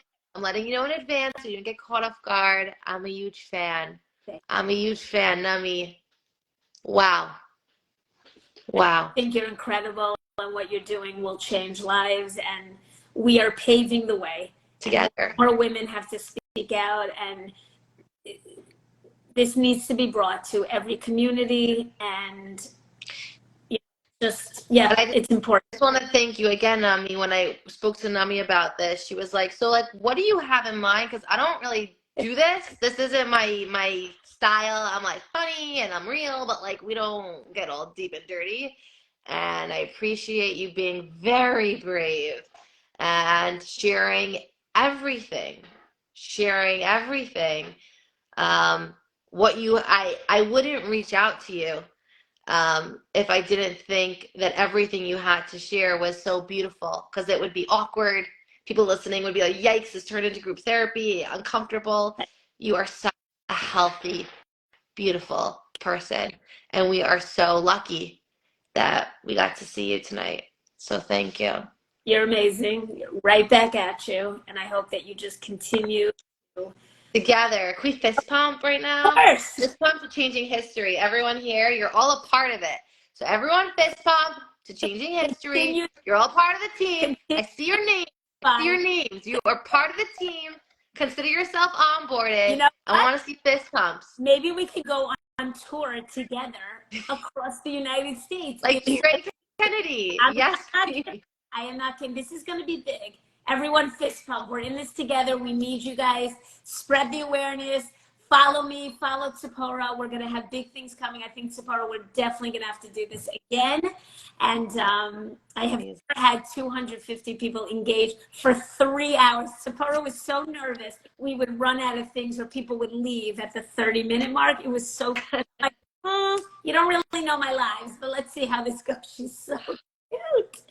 I love you. Thank you all for joining and listening. Someone in London said it's 5 o'clock and they're still watching. So thank you all for staying. This will be saved, even though I'm crying, which was a very vulnerable moment. But I think the rawness and real is what we wanted to expose tonight. And I think we did. And you're changing history now. Really, thanks for letting me be a part of it. Thank Have a good night. Thank you. Good night, guys. Bye. Thank you, everyone, for coming.